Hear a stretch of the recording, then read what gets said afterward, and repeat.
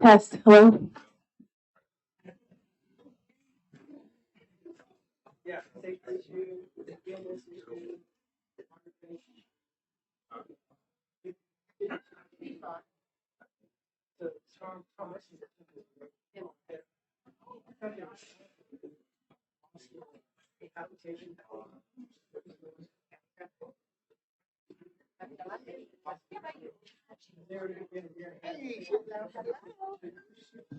Hello, hello.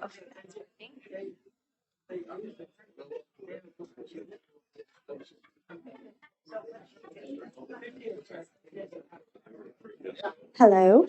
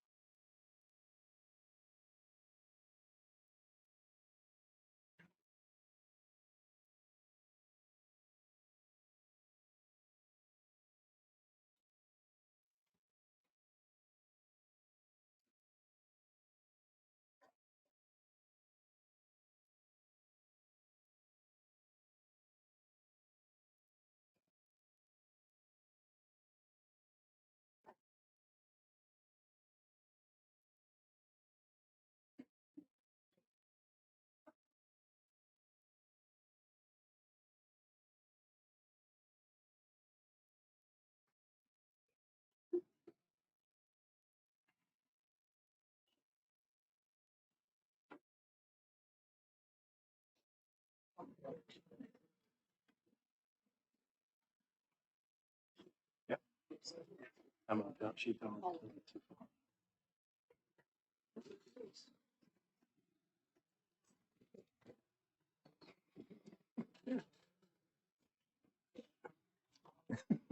It's not really.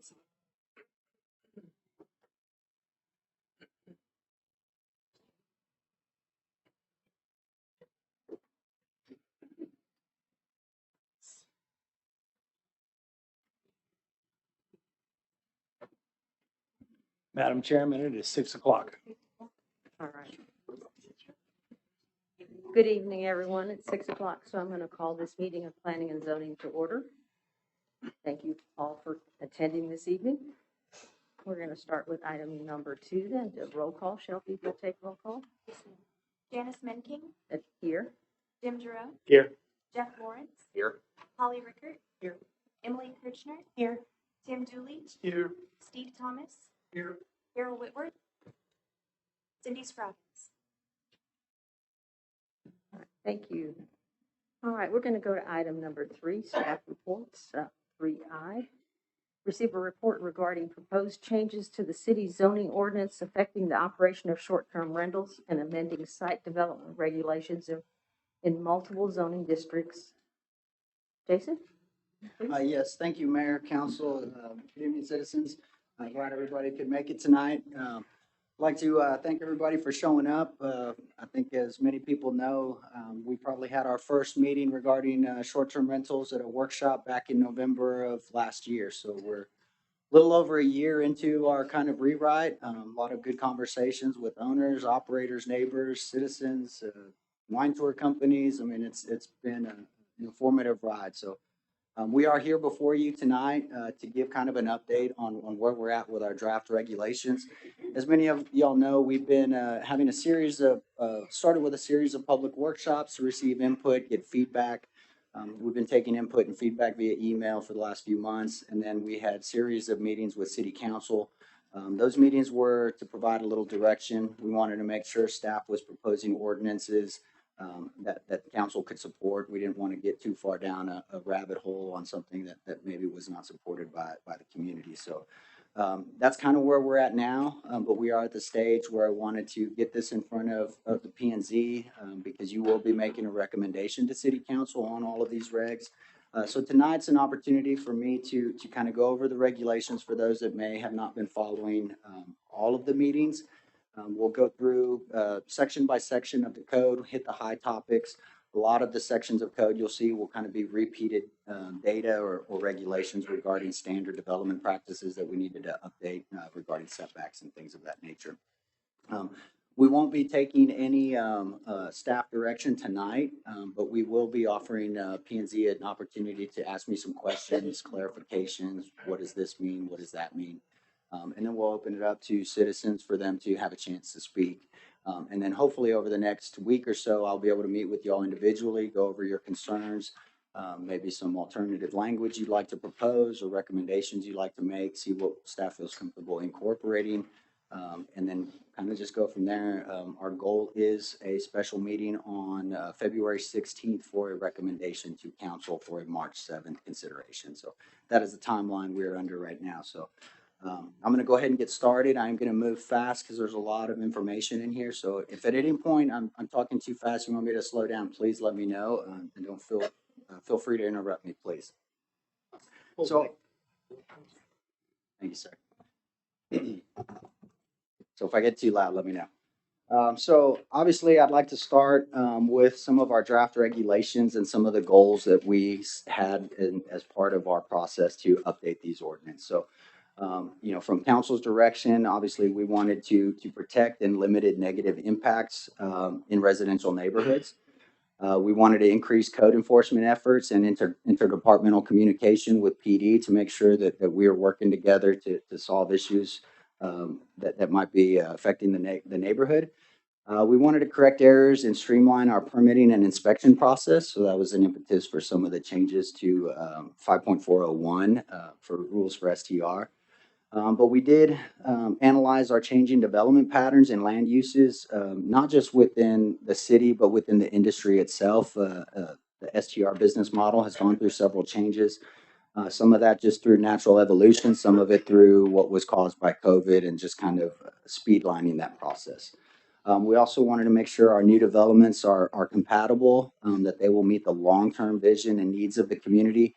Again, some of these structures that we're seeing constructed are in the historic district, so theoretically they will be around for a lot longer than any of us here at this table. So we wanted to make sure that future generations and planners weren't cleaning up after our mess, and so that was something we looked at. As always, we want to implement sound policies and regulations. We want them to be well balanced, especially when the factors that influence our community and kind of shape our growth moving forward. So how did we develop our regulations? First off, we incorporated all the feedback that we got from citizens, owners, operators, and neighbors. I've learned a lot about not just STR concerns, but how they operate, how they're managed. I've learned a lot about how they're cleaned and upkept and things that you kind of don't understand from this side of the table. So it was interesting conversations. Really appreciate that. But we've also utilized our experience reviewing the different STR projects. So if you're on the Historic Review Board or you sit on our DRC meetings, you see a lot of varying types of short-term rentals. It's not just the traditional house that's being converted. They really are changing and evolving depending on where they're going. And each one has its own kind of unique challenges that we've found. So we wanted to implement some of the best practices, some of the things, lessons learned we've seen from permitting some of these. We also analyzed and wanted to understand, not just we're hearing the negative factors, but we wanted to understand the positive factors as well. We wanted to make sure that we're looking at everything across all disciplines, not just one particular set. We did understand that compromise was probably going to be essential to any proposed regulations. We were trying to put forward some kind of common sense development standard regulations first and foremost. As always, we want to utilize sound planning practices. We don't want to just kind of shoot from the hip and hope that everything works out. So we looked at crafting standards that again, will make sure our developments are going to be here and viable for the foreseeable future. And again, we want to implement regulations that the community recommended as part of its comp plan. So anytime we make a change, a recommendation at this board, we refer back to the comprehensive plan to see what is the guiding light. Again, if you have a comprehensive plan in the city, your zoning decisions have to marry up with that. So we wanted to make sure they were kind of in line. So when we looked at draft regulations, so we started with the comp plan. We talked about housing because obviously those have to be in line with that. So some of the vision statements we have, talk about our character, our high quality of life, whether that's a concern. There's going to be multiple sections in our comp plan that reference that. We talk about what the housing stock is today in the community. We talk about the need for greater diversity in housing options. I think that's what the R2 intent is. It allows duplexes, it allows townhomes, fourplexes, and single family. We also wanted to make sure that we have the diversity of the single family homes, not just large lots, small lots. Our comp plan also talks about having quality neighborhoods, being a quality foundation for a quality city. We looked at Fredericksburg future planning, where our future land uses are. Again, housing is a big part of any comprehensive plan. Obviously policy 1.3, talks about enable owners to construct second residential units that are compatible with design of existing homes. And then we looked at not just the housing, but then we had to look at tourism, because obviously short-term rentals are a tourism portion, and our economy has a large component that is benefited from the tourism side of it. So if you looked at page 3.6, goal number 11, it's a tourism sector. It's based on our natural and historic character. We want to retain and enhance these features that make this place a special place to live. I think that's why we have short-term rental facilities in the historic district go through that HRB process. We want to make sure that these new structures are compatible. They're not some modern type of glass house that gets built in the middle of the neighborhood. 11.2 of the city's code also talks about encouraging tourism-related developments to locate in designated mixed-use areas. So central business district, commercial centers, and mixed-use corridors, and other areas close to major destinations. So obviously, comp plan knows we have tourism and we need to locate these businesses accordingly. So we looked at STRs as falling under this category, make sure that they're in the right place, because obviously it's the right use for the city. It's just, is it the right location? Again, when you talk about tourism, it talks about design standards that support tourism-related developments, but maintaining our existing community culture and character. And then also, making sure that city, EDC, and others are taking action to kind of minimize those undesirable effects of tourism on local residents and non-tourism businesses. So those were our guiding factors, some of the reasons and things that we looked at when we were developing our regulations. So having said that, I'm going to jump into section 2.100 and kind of go over the definitions. Very high level bullet points I'm going to run through really quickly. So in section 2.100 on definitions, we added a definition for accessory structures and uses. We didn't have that defined. We actually didn't have a definition for apartments, so we thought, well, we need that because we're going to be talking about STRs and apartment complexes. We did delete the existing definitions for bed and breakfast. That is really a land use that's evolving. It's pretty much the minority in town. We don't see many of those anymore. So we felt that use is kind of going away. So we deleted that, but we did reincorporate it later, and I'll touch on that. We added definition for co-ownership, fractional ownership residential. This is a new type of land use that's coming out of California. A company started as a short-term rental. When the communities prohibited short-term rentals, they kind of switched and said, hey, we're a timeshare. When the community prohibited timeshares, they started forming the houses as an LLC and selling stock in the houses. So there were 52 stock options that every owner would get one weekend. So it was ways to kind of skirt the rules. If you allow those in, then they don't have to pay hot taxes. They don't have to do certain things. So we wanted to make sure that we are covering all types of uses, potential, future, and current. You will notice that nowhere in the land use chart do we allow these at this point. If we start getting requests for those, then I think we can maybe have those conversations. But at this point, this is not something we've seen. We're just trying to kind of prepare for the future. We added definitions for corporate housing. These are houses that companies that focus on team building exercise may own these homes, and then as you approach them with your company to hold a team building exercise, they will give you this house up. So if you live next to one of those houses, again, it operates as a short-term rental. They're a new guest every weekend, but again, no hotel motel taxes being taken. They're not registering a short-term rental. So we wanted to include that as well. We added definition for guest. We modified our definitions for impervious cover.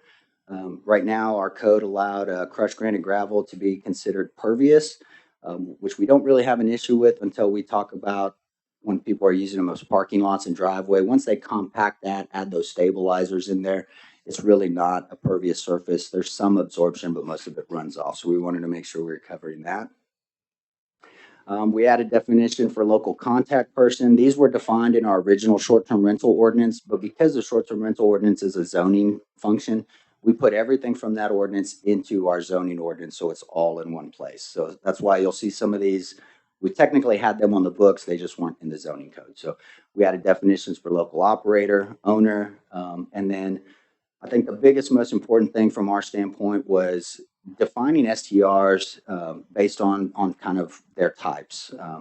The days of just converting a singular house into a short-term rental, which has been kind of the standard, that is evolving. We're seeing short-term rental facilities. We're seeing condominium regimes being formed so that they can sell these off and they're different owners. And so we wanted to break that down because our development standards are going to be dependent on what type of use you are. And so you don't want a one size fits all, which is what our current zoning ordinance is regarding the short-term rentals. And I think that's probably one of the issues that's led to some incompatibility as far as parking and things of that nature. So we added a definition for a bedroom, dwelling unit, timeshare. We went into, I think I've got a double one here. Sorry about that. So the 5 types of STRs. So we started with our short-term rental accessory. This is a property where the owner has a homestead. That's their house. They have a guest house in the back. They can rent that as a short-term rental. Then we have the short-term rental Bmp. This was basically the conversion of our Bmp definition.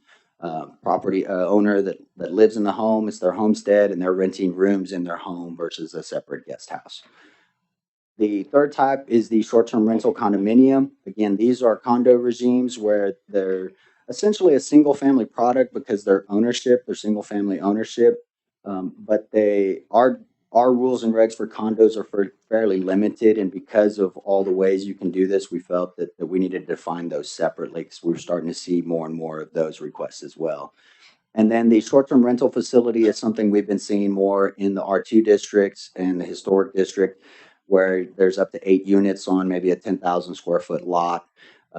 And with only one parking space per unit, we're seeing situations where we may have 40, guests sleeping on a property and there's only 8 parking spaces. So we wanted to make sure that when we developed our parking regs, that they were applying to specific criteria. So that's why we had to redefine some of those.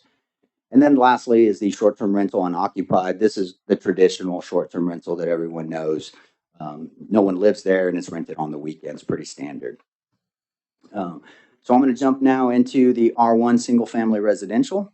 And so from this point, we again deleted the old Bmp references and regulations. We're proposing to allow short-term rentals, the Bmp, and the accessory dwelling unit by right. No conditional use permit process, nothing like that. So if you live there, it's your homestead, you can do those. Now you still have to go through the permitting and inspection process, but it is a by right use. We clarified the 10,000 square feet of lot area that's required for guest houses or short-term rentals. The language, the way it was written, could be interpreted a couple of ways, so we wanted to clean that up. Nothing new, but just more clarification. And then we did put an impervious cover limit of 55% of the lot. We have not had that traditionally as a city in R1. That's a standard that almost every city in the United States has some type of lot coverage. And that's because usually subdivision drainage and infrastructure is kind of based on about a 50% IC for a subdivision. And so when you have houses that are constructing to 78, 80, 90%, it does put a strain, can cause flood damage on neighboring properties, could cause issues where our inlets, our storm sewers are being overrun because we're just not managing that. So that was something we wanted to add as well. So jumping into the R2 mixed residential, we are also going to allow the accessory dwelling and the Bmp by right. We are going to propose allowing the STR facility by right, but that would be only if the property is adjacent to a non-residential zoning district or PUDs that allow those commercial uses. And that's because when you get into multiple STR facilities on one lot, the state actually considers those as a place of lodging. And so you have to build that to kind of a hotel standard, and you have to have one unit have ADA. And so if the state is going to say that this is a place of lodging and R2 doesn't allow hotels, we felt we could allow it in those areas that are adjacent to that. And that would be, kind of acceptable from a land use position. Now we are going to look at proposing a maximum of 1 structure per 5,000 square feet. That would mean on a 10,000 square foot lot, you could get possibly 2 units on there max. Now, whether that's a 1-bedroom, a 4-bedroom, or a 5-bedroom, that would be up to the owner. As long as they could park it, they could theoretically have 2 10-bedroom houses on those lots, or they could have 2 just casitas, kind of just depended on how they wanted to run that business.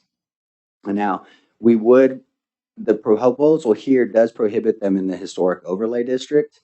And then on the STR use unoccupied by right, the draft shows prohibited in the historic overlay district, but they would be allowed in all other R2 zoning districts. And the reason for the historic district difference is just because what we have in the historic district truly operates as an R1 residential. There's a few one-off duplexes here and there, but the majority of them in the historic district are a single-family type product. And then the STR condominium, again, all of those will be CUPs because our regs don't really address those. And so we just want to make sure that that as we're building those, that we're going to take a look at the parking, you know, whether they're going to be owned or STRs, is there ample guest parking, you know, some of those. So we want to see some site plans before we get into just approving those by right. Because usually there's common areas, there's maintenance requirements, things that we need to make sure that are being taken care of. And then again, deleted all the old BMB references and regulations. So jumping or continuing on R2 mixed residential, we did increase setbacks. They're right now, they're 5 feet. But when we talked about, we wanted to increase them to 10 feet when we're talking multifamily uses. If you are doing a single family home in an R2 and you're next to R1, then the 5 foot is appropriate. But if you're going to do an apartment complex, we felt 5 feet needs to be increased a little bit more. And then that would jump to 15 feet if you're going 2 stories. So these are kind of standard zoning regulations that I said are found in most cities. It's something that we just didn't really look at or have in our code, so we wanted to address those as well. Again, the whole point of the residential mixed uses that we're proposing is to make sure that our STR facilities are being developed in accordance with multifamily developments. Right now, they're only required to adhere to the density standards of multifamily. And so what you happen, if you see on this image, you kind of get development patterns that aren't real traditional. And if there was a change in the market or change in ownership and someone said, hey, I want to convert this to an apartment complex and help some families, these type of facilities don't really function for long-term rentals. There's not enough parking. There's not enough open space. So we want to make sure that we're following all the multi-residential standards. So again, we're trying to ensure the longevity of these structures, not for just the use in case that should change. And moving into R3, multifamily residential, again, same regulations that were added and deleted in the R2 zoning district. No limit of one structure per 5,000 square feet. I mean, this is because there's none in the historic district, but we are going to allow those by right. I mean, this is our most intense residential district. Now, we are not going to allow existing apartment complexes or future apartment complexes apply for short-term rentals. That would be prohibited at this time. And then the reason for that is we're sitting at I believe a 98% occupancy on our multifamily projects in town.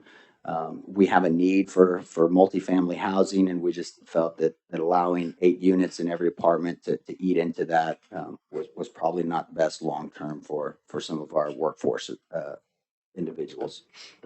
When we talked C1 neighborhood commercial, we're going to allow all those STRs by right. Again, condominiums would require CUP, same standards. We did reduce the residential density in C1 from R3 to R2. Currently, C1 allows R3, but again, that's the most intense multifamily project we have. C1 zoning is really not designed for that. I mean, it's a neighborhood commercial project, so we wanted to bring that down just a bit. Then we got into the neighborhood commercial. Again, we deleted all the old B&B references. And then again, these are the same setbacks you'll see on the R2, just kind of standard. The more intense and the higher you go, the little more setbacks that you're going to have to give front, rear, and side. We get into C1.5. We're kind of treating that as very similar to the C1 zoning district. That's our medium zoning for commercial. It's between the C2, which is very heavy, allows hotels, bars, restaurants, and the C1 really only allows offices. So C1.5 has a few more retail uses in there, but it's again more in line with the C1 than the C2.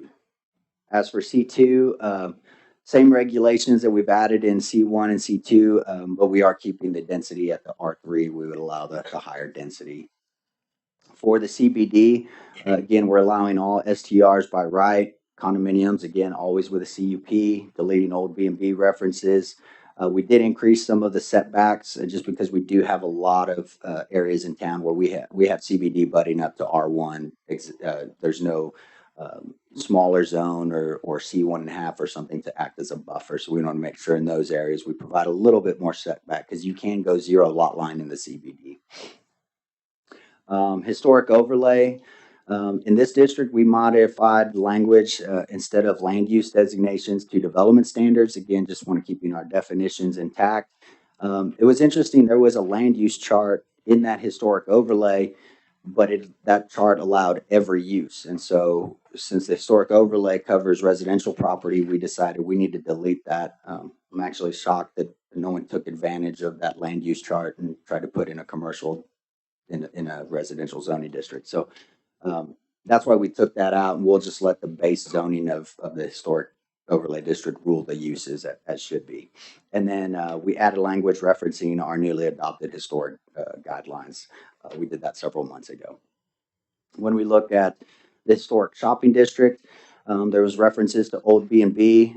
We deleted those, and then basically the historic shopping district doesn't cover just the CBD. It gets into some residential areas. So we see, as those transition to STRs, they still have a CUP process. It's not because they're an STR, but it's because the thought process is in these areas, it's supposed to be shopping. And so the goal is to keep any type of residential use on the second floor so that you keep that ground floor activated, so you keep the pedestrian moving. It increases the opportunity for commercial uses, increasing sales tax. And so that's something that we kept that. We just changed it from B&B to STR, basically. Section 3.8 is our mixed use infill. This is a new zoning category that was developed based on our comprehensive plan. And this is a heavier use than the kind of the C1, C1.5. I would say it's a little low below the C2. So we're going to allow all STR types by right. Again, condominiums require a cup. And then the traditional setbacks that we've been modifying throughout the code just to keep consistent when we're next to single family residential. MU2, mixed use infill, it's going to be the same regulations as MU1.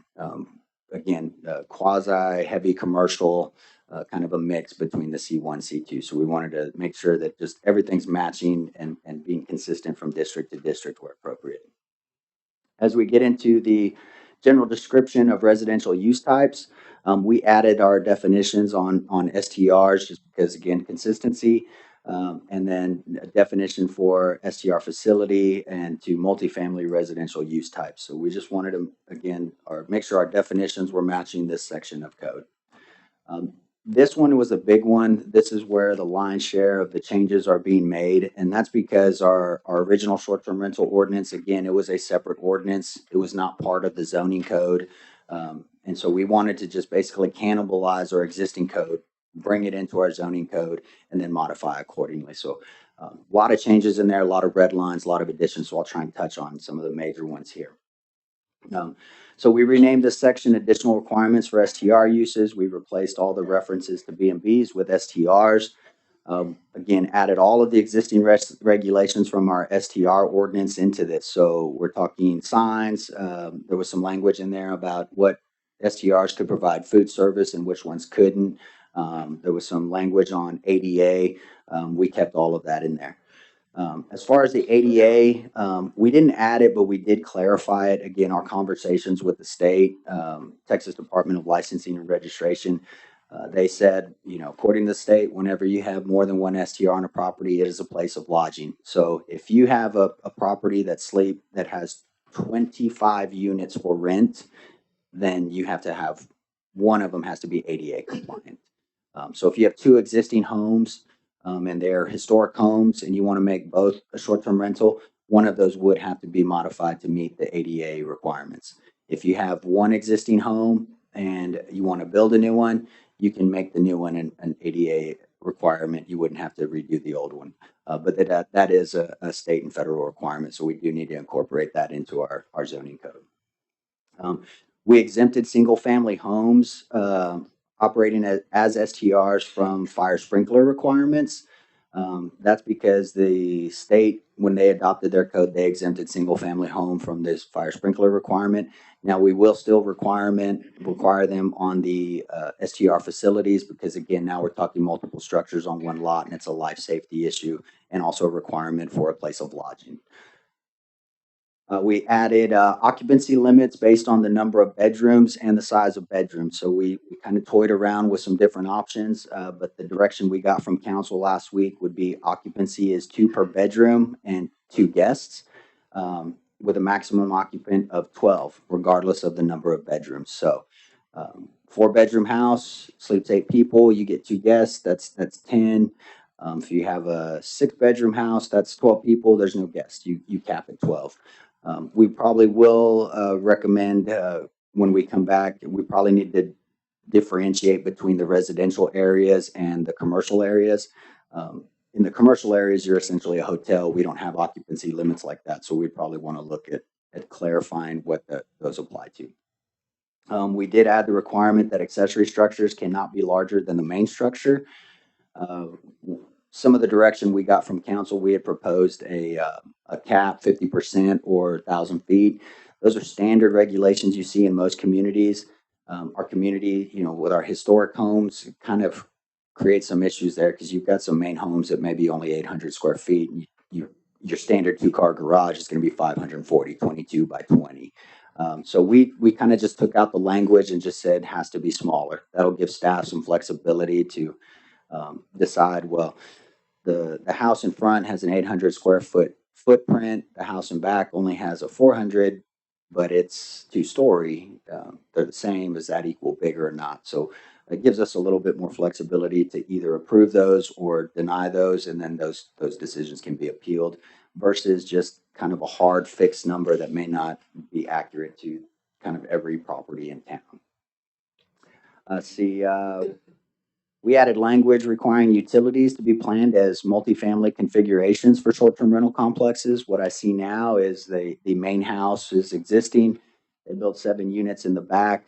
All those utilities kind of just tie into each other and tie into that main home. So if you have an issue on that main line, you're going to have problems on the rest of the facilities. And especially, we didn't want a bunch of different taps and meters and things that the city would have a long, liability to maintain over the life of these properties. So we kind of want to see more master meters, design and build them like multifamily so they can transition in the future if they need to. We added trash requirements, 1 96-gallon trash can per 6 occupants. So if we're doing a max of 12, that would be 2 trash containers that you would need. We did put some language, or we need to talk about, I think that I added in there, forgive me, I've edited this document so much I'm having trouble remembering, but we did talk about some exceptions for this CBD where we have short-term rentals above commercial facilities. They don't have the standard 96-gallon can. So as long as you have a dumpster at your facility, you'll be exempt from that. But residential areas, we have to have those 2 cans because obviously trash has been a big issue. We added a requirement for quiet hour signs to be posted on the premises. And actually calls it out in places of gathering. So by the hot tub, by the fire pit, somewhere outside, just a gentle reminder for the guests that, hey, you may be in a neighborhood, you may have some neighbors, please keep it down. We did increase the permit fee from $150 per unit to $150 for 1-bedrooms and then $100 per additional bedroom. So a 4-bedroom STR would be $450. This section will most likely come out of this ordinance. Council adopts fee schedules as a separate ordinance, but since we were talking about it, we wanted to include it in there. I do have to run the numbers on this to kind of see, are we going to recoup our expenses? So this fee may increase a little bit depending on the breakdown of the number of bedrooms we have in the community. I don't have an exact count. I have been working with the Alliance to try and get a breakdown of where they think it's at. We've got some good starting numbers, so that'll be discussed at a later council meeting and then incorporated or referenced in this ordinance. But again, our fees are always based on staff time, not just development services. We have financing, we have permitting software, we have code enforcement, we have vehicles. It did not include police department or fire. I didn't have a way to calculate their cost per hour per run. It's kind of difficult to do that when it's different than my department. So we didn't include that. Or the funds for third party. Isn't that kind of double dipping? If not, those fees come out of property taxes? Yeah. Well, City taxes? they do. But just like everything that someone does that requires additional work for staff, they get an additional fee. So we require fees for building permits. We require fees for inspections. Again, the property taxes are going to go to kind of 2 different funds, the general revenue fund. We have some fees that go to the general revenue fund, but we have to cover our operating I was expenses. referring to PD and the fire department fees, not. Oh, yeah, yeah. And so that's why we didn't include them. I said they're hard to calculate. That's more of a life safety. We're going to be paying them anyways. So that's kind of how we came to our number that we got. Let's see, where was added requirements that STRs be enrolled in our business emergency contact program. This is a BECA program, we call it. If you've ever been on Main Street, you'll see little yellow stickers or green, I can't remember the color, on every business window. That provides the officer or the contacting officer, if they show up at 3 a.m., they have access to the owner's information, the property manager's information. So that will make it easier for the police department to not only track and code enforcement track our violations, but to kind of know what situation we're dealing with. It will hopefully add some safety to citizens if there is a concern. Instead of the neighbor knocking on the door and trying to tackle it themselves, they could at least give the address and send it to PD, and they would know what situation they're going into. Because again, we're talking a possibility of late night, 10, 15 people, kind of depends. So again, it will be tracking. It'll be a constant permit. It'll give us something that we can kind of start getting some historical data on these things and kind of just help us plan for the future. We also require owners submit new information within 10 business days when a property changes hands. That way we can update that business license so that we don't get into a situation where we've got an issue on the weekend and PD comes up and they can't get a hold of the owner because it flipped that weekend and we didn't know about it. There was some requests for longer days, but we really do think 10 business days is plenty of time, especially if that owner is going to come in and switch utilities over so they can have water for service for that first rental. We figure they can come upstairs and let us know. So we had some pushback on that, but we feel comfortable with the 10 days.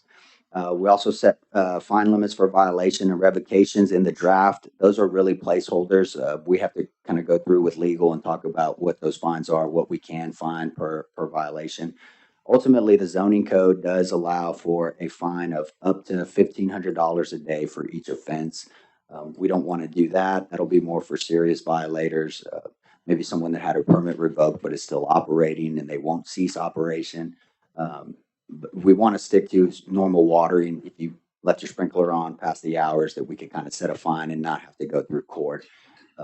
And that's why we did the adjudication process. We didn't want a Class C misdemeanor because your sprinkler system, turned off in the middle of the night through a power outage and now raise over at your house at 8 o'clock in the morning. So we think those will kind of help some of those situations.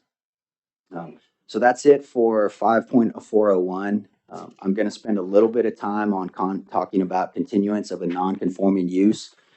I've probably talked to about 20 individuals just in the last 24 hours. I would say 90% of their concerns was regarding non-conforming uses. I've heard it at several of the meetings. If you're grandfathered, they want assurances that they can continue to operate or they can sell their property as a short-term rental. If you look in my draft, you won't see any of that language, not because we're not proposing it, but because that language already exists within the code. So I'll try and cover that so everybody's clear tonight. So this is a section from our current code. It says a non-conforming status shall exist under the following provisions. Now, this code, there's a lot of other sections in there, so I'm just trying to hit the highlights, but feel free to email me if you have more questions. But when a use or structure which does not conform to the regulations prescribed in the district in which such use or structure is located was in existence and lawfully operating prior to the effective date of this ordinance as has been operating since without discontinuance.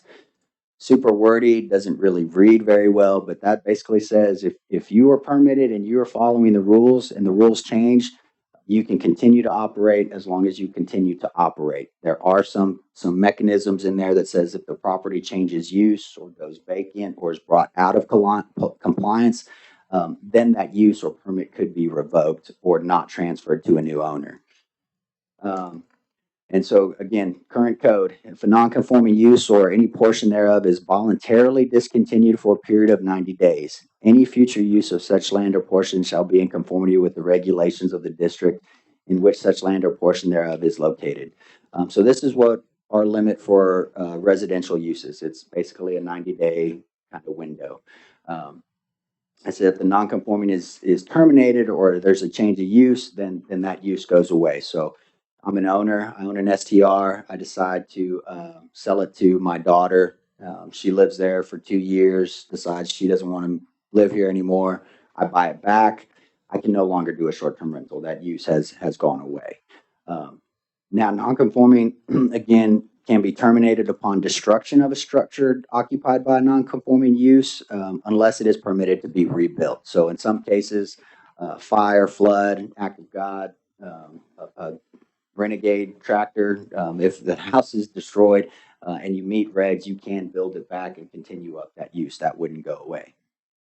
Now, what we did, because we do have such a short time frame on residential properties as far as 90 days, and most commercial is at about 180 days, but we talked about a couple of allowances to let that continue. We didn't want to totally rewrite it because we wanted to make sure that we weren't giving special treatment to short-term rentals that we weren't giving to other non-conforming uses within the city. The CUP does allow enlargements of non-conforming uses, but it requires a CUP. So if you have an STR, you have 3 bedrooms, the district doesn't allow you to do unoccupied, but you have one and you want to go to a 4-bedroom, you would go through the CUP process, and then we would look at the situations and the factors of that property, and each property will be based on its own merits. We also talked about the use not terminating if you are suspending your STR rentals for repairs, remodels, renovations, additions, or just because of damage to the property. We understand the supply chain issues, the labor power issues. Getting something completed, a remodel in 90 days is I mean, if you do that, kudos to you in this climate. So we wanted to make sure that we're allowing for that. And then the other biggest issue that I heard from folks were folks that live here 6, 7, 8 months out of the year, but they do travel, winter Texans. And the 3 months or 6 months they're gone, they do rent it as a short-term rental. So we did provide an exception there. So as long as they're not using it as their personal residence for more than a year, whether it's 9 months, 6 months, 3 months, they would be able to continue that STR permit if it was not conforming. If it was conforming, then obviously they get to move forward. But this would kind of hopefully catch as many people from falling through the cracks as we can. So I know that was kind of quick and there's a lot going on, so I would gladly. Clarification purposes on the continuance of a non-conforming use. All those examples made sense except the one you didn't really address. It's operating as a short-term rental. It sells but never ceases to operate as a short-term rental. What happens? So I didn't address that because whether it sells, whether it's willed, whether it's taken from one owner and given to another through some type of court-issued violation, if the use is continuing, that use will continue regardless of ownership change. That's the regulation. So that's why I just kind of read it as it was. That use continues throughout. Whether you are the same owner and you file as a DBA and change your ownership at the appraisal district, or whether you form an LLC, or whether you form an LLC for your kids and you transfer it to them or you sell it to them, if that use is continuance and you did not hit that 90-day mark, you will be able to sell your short-term rental under the current proposed draft. Now that could change if Pnz makes a recommendation to change that and council agrees with that, but under the current draft, we are not proposing any sunset provisions.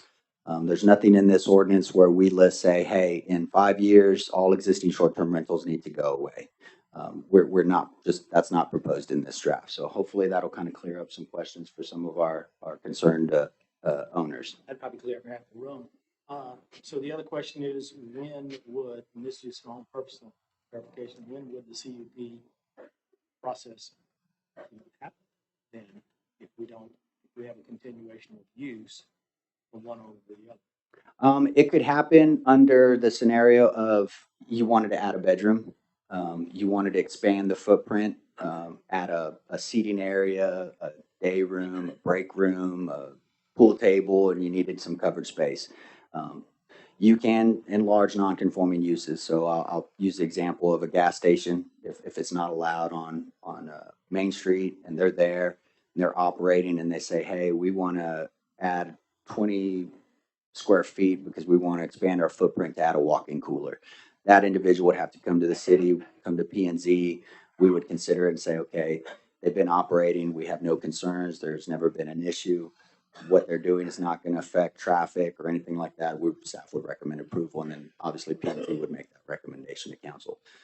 The other issues where you would see a CUP is any of the condominium short-term rentals require CUP. So that's why there's still language in there in this draft regarding CUPs, even though some of the zones don't allow that avenue for that. What happens in the case of someone tomorrow buying a house in an R1 neighborhood and saying, make it a short-term rental? Can they apply for a CUP and it will become a short-term rental? Because it does not. Say, for instance, this is after this has gone into effect. If we're talking someone buying something after this is in effect, then there's no grandfather. I mean, I the understand rules that. are in effect. I'm talking about a brand new project. Yeah, no. If it's a brand new project and the rules are in effect and they don't meet code, they don't meet code.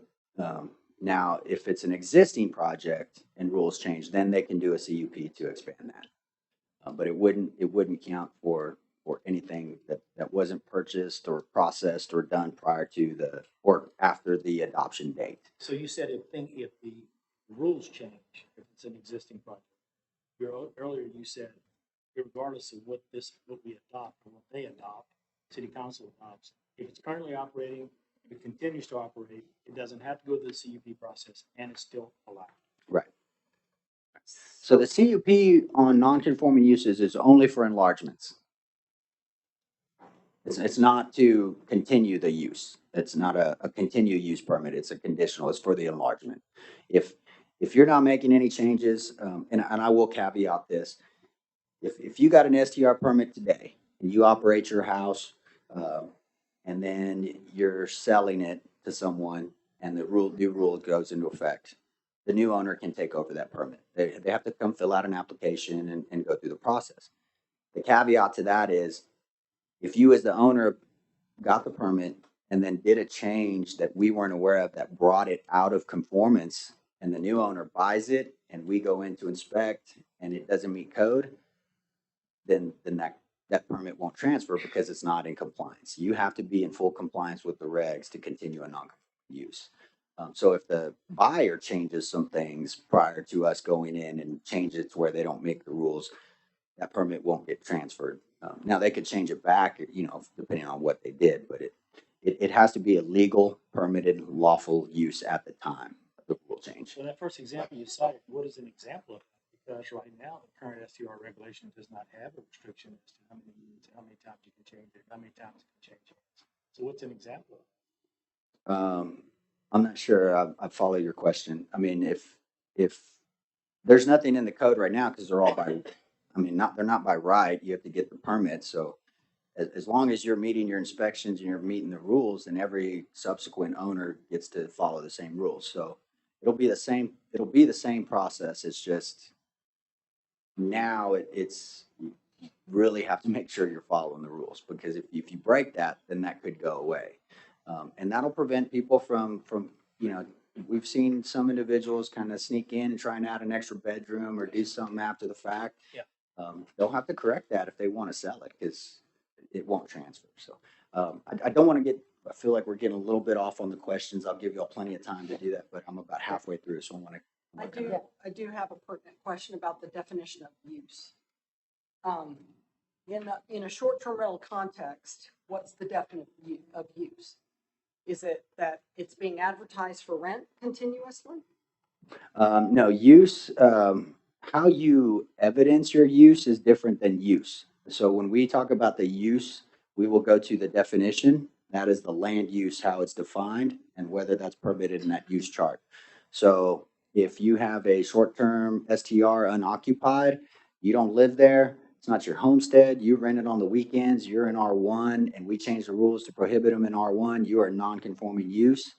And that use is based on the definition. So we would need evidence that you were continuing to operate. So if owner A comes to me and it's been a year and a half and they sell it, and the new owner comes in, says, hey, I want a permit, and I show that they had a valid permit, but I didn't see a renewal until then, I would probably do some digging, see when that permit was in effect. If it was still valid, the next thing we would check is to see if they paid any hot taxes. That to me, that's probably the most physical form of evidence is you're showing remittance of hot tax. I don't know that I could do it just on advertisement. I've already heard a couple of people throw out ways to cheat that system, and they're going to throw it up for an advertisement, get shown on a record, but their rent is so high that it will never rent because they live there and they're not really trying to rent it. They're just trying to preserve their permit or something like that. So use will be based on the definition. How you evidence that use will have to be either through hot receipts or some other mechanism. But we are going to put that burden on the landowner. We don't feel that that's a city government's official to prove their own case. So I want to follow through. So if I'm a homeowner and I have my house listed as an STR and I live in it most part of the year, up to a year at a time, but I rent it out. So I'm my neighbor behind me. She's a teacher. She owns the house. She and her daughter vacate the house on the weekends, not every weekend, but quite a few weekends out of the year. She rents it out as an STR, and that pays her mortgage. Mm-hmm. And that's how a teacher is able to live in a house that sits in the historic district. So in her case, how is this? She's got to have continuous hot tax being put in every month, every quarter, twice a year. The code says you Where's have to have it. Your use has to not cease for 90 days. So you got to have hot tax every 90 days. Basically. So I've had this conversation with folks. Someone has asked me, well, what if so you're telling me I have to rent it once every 90 days to keep my permit? I say, yes. Well, what if I can't rent it for 90 days? Or what if I don't want to rent it for 90 days? At that point, that's a homeowner's decision to decide, do I rent it once every 90 days and pay some hot, or is it worth me just not messing with it and letting my permit lapse? That's the homeowner's decision. We're not going to kind of get involved in that. But the options are there. Again, we're trying to give as many options and flexibility as we can, but we have to do it within reason. Any other questions before I move on? Okay, move on. Thank you. Special front yard regulations. I lied. I'm a little more than halfway through. I just realized that. So sorry about that. We added regulations limiting impervious cover to 35% in your front yard setback. This is a standard regulation found in most cities. This would prevent owners from kind of concreting one side of the property line to another because they need 8 parking spaces. We don't want to write regs that are encourage non-traditional development patterns, and you'll see that in a lot of cities. So when we went around the historic district, the original township, we were just kind of sampling, standard 76-foot wide lot. You've got 2 wide, 24-foot wide driveway apron. You can park 2 or 4 cars depending on your setback. It averaged out to about 25 to 30% impervious cover. Some it's more or less. So we stuck with 35. We felt that's a good average number to go to. Where's the front yard store? I'm sorry? Where's the front yard store? It's front yard setback. Where does it start? How does it measure? Property line so depending on your zoning district. So if you're in an R1, your front yard setback is 75 feet. So on your site plan, I'm sorry, 25, not 75. So if say you're 75-foot wide lot, you have a 25-foot front setback, 35% of that area can have impervious cover. It's the set. Yeah, front yard setback, not front door. So you may have situation where the house is actually built 60 feet back and they have their 24-foot driveway and they open it up into 20 cars. I mean, it's hard to write a code that's going to cover 100% of the situations we see in our community. I just I don't know that we can do that. Is this rolling to R1 or is it all districts? All districts. And is it specific only to STRs or to all properties? It'll be all properties. So this is a citywide. Yes. We will probably tweak this a little bit for commercial properties because they have different impervious cover density caps for those because obviously they function a little bit different. So we'll tweak that language again. So again, our goal is to show you the kind of overarching thought process and goals. And then at that point, I'm going to put Daniel on the spot because he's going to have to go through and review it and make sure that the language is doing what we want, making sure there's no loopholes and making sure it's correct. So you will see some tweaks from even simple language like this when it comes back to you in 2 weeks. You'll see some minor tweaks, but the overall function and goal is what we're going over with today. So side yard regulations, accessory structures, they're going to adhere to the setbacks of the zoning. So 5 feet, 10 feet, depending on where they're at. Pools will be set back 10 feet from the water's edge. Currently, they're allowed to go up to the property line. So again, this kind of standard reg. We don't want situations where someone has to do a pool repair and they're asking their neighbor to tear up their yard because they can't dig around their pool. So this is, kind of standard stuff. We did settle on 15-foot setback for hot tubs and fire pits. The fire pits is more of a fire regulation. Any open burning is required to be set back from a combustible structure at least 15 feet. So what happens is if you have a big open fire pit on a property line, I mean, legally, if I come in as a neighbor and want to build my wood accessory structure, I really have to, it really puts a setback on me. And so we just want to make sure people aren't causing issues there. And then obviously smoke and noise, that all the other issues that are associated with, again, citywide, not just for short-term rentals.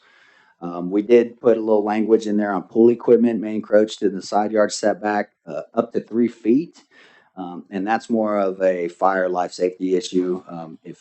If you have a 5-foot setback and you've got your pool equipment and it's blocked and fire has to get around the house to effect a rescue, it's just to allow access in that area. Again, it's also a kind of a neighborly thing to do. You don't want to push those noise machines up to people's windows. Again, this is something that's probably in 90% of cities' codes that they have some kind of language in that regarding AC units and things of that nature. Rear yard, same thing. Accessory structures, setbacks of the base zoning, 10 foot for pools to the water's edge, and then 15 for hot tubs and fire pits. Measurement, we added language regarding the impervious cover for granite gravel. Again, if it's a walking path for your family or a sitting area around a fire pit, those would count as pervious cover. We wouldn't count it. But if it is going to be parking and compacted or an ADA required accessible route from the space to the unit, then we would not consider those pervious. They would be considered impervious. And then that's just a function of the way they're constructed. On parking, we deleted a section that required no off-street parking for a historic structure. I think the language was an error. I think the way it was written, it would allow any commercial site in the historic district to have no off-street parking anywhere, including kind of Llano and further north. I think that was more for, they didn't want to incentivize the destruction of a historic structure to add parking. So we do have some other sections in our CBD area and things like that where we say you don't have to, even if you're expanding the footprint of the building, under certain uses, you don't have to add other off-street parking. Now, hotels and short-term rentals have always required to provide the parking, even in the CBD. So, again, kind of just clearing up some language, making sure there's no loopholes that people haven't used yet, and we want to close those to make sure there's no issues. Special provisions applicable to Central Fredericksburg, and really just language changing from B&B to short-term rentals. Parking standards, they're going to be based on the land use type. So the definition.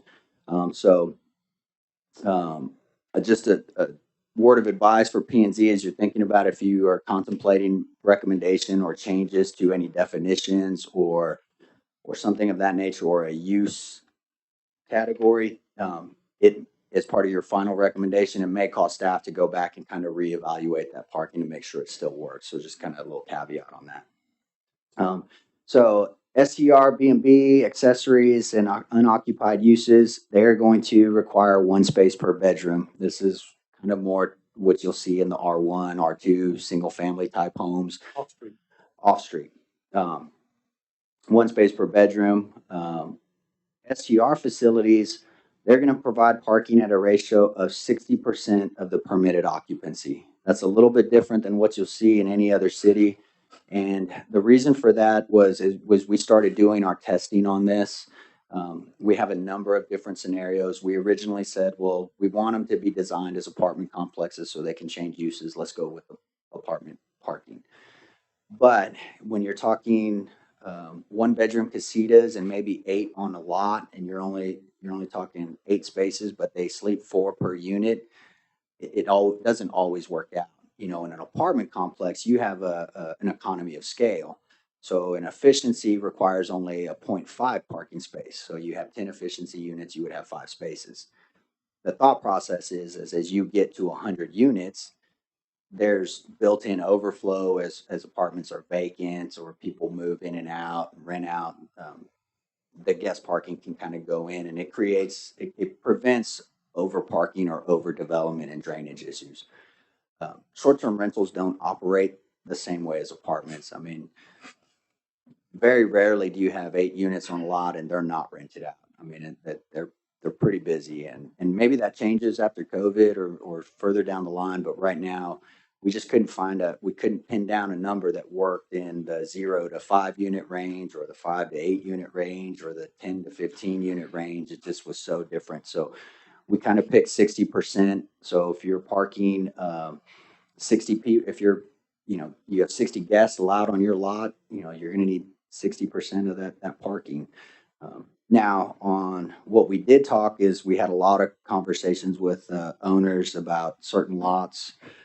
They can't provide that parking. They just can't do it. So we kind of took a common sense approach. If you look, you drive down a neighborhood and you see a person, a local, and they live here, they park in front of their house.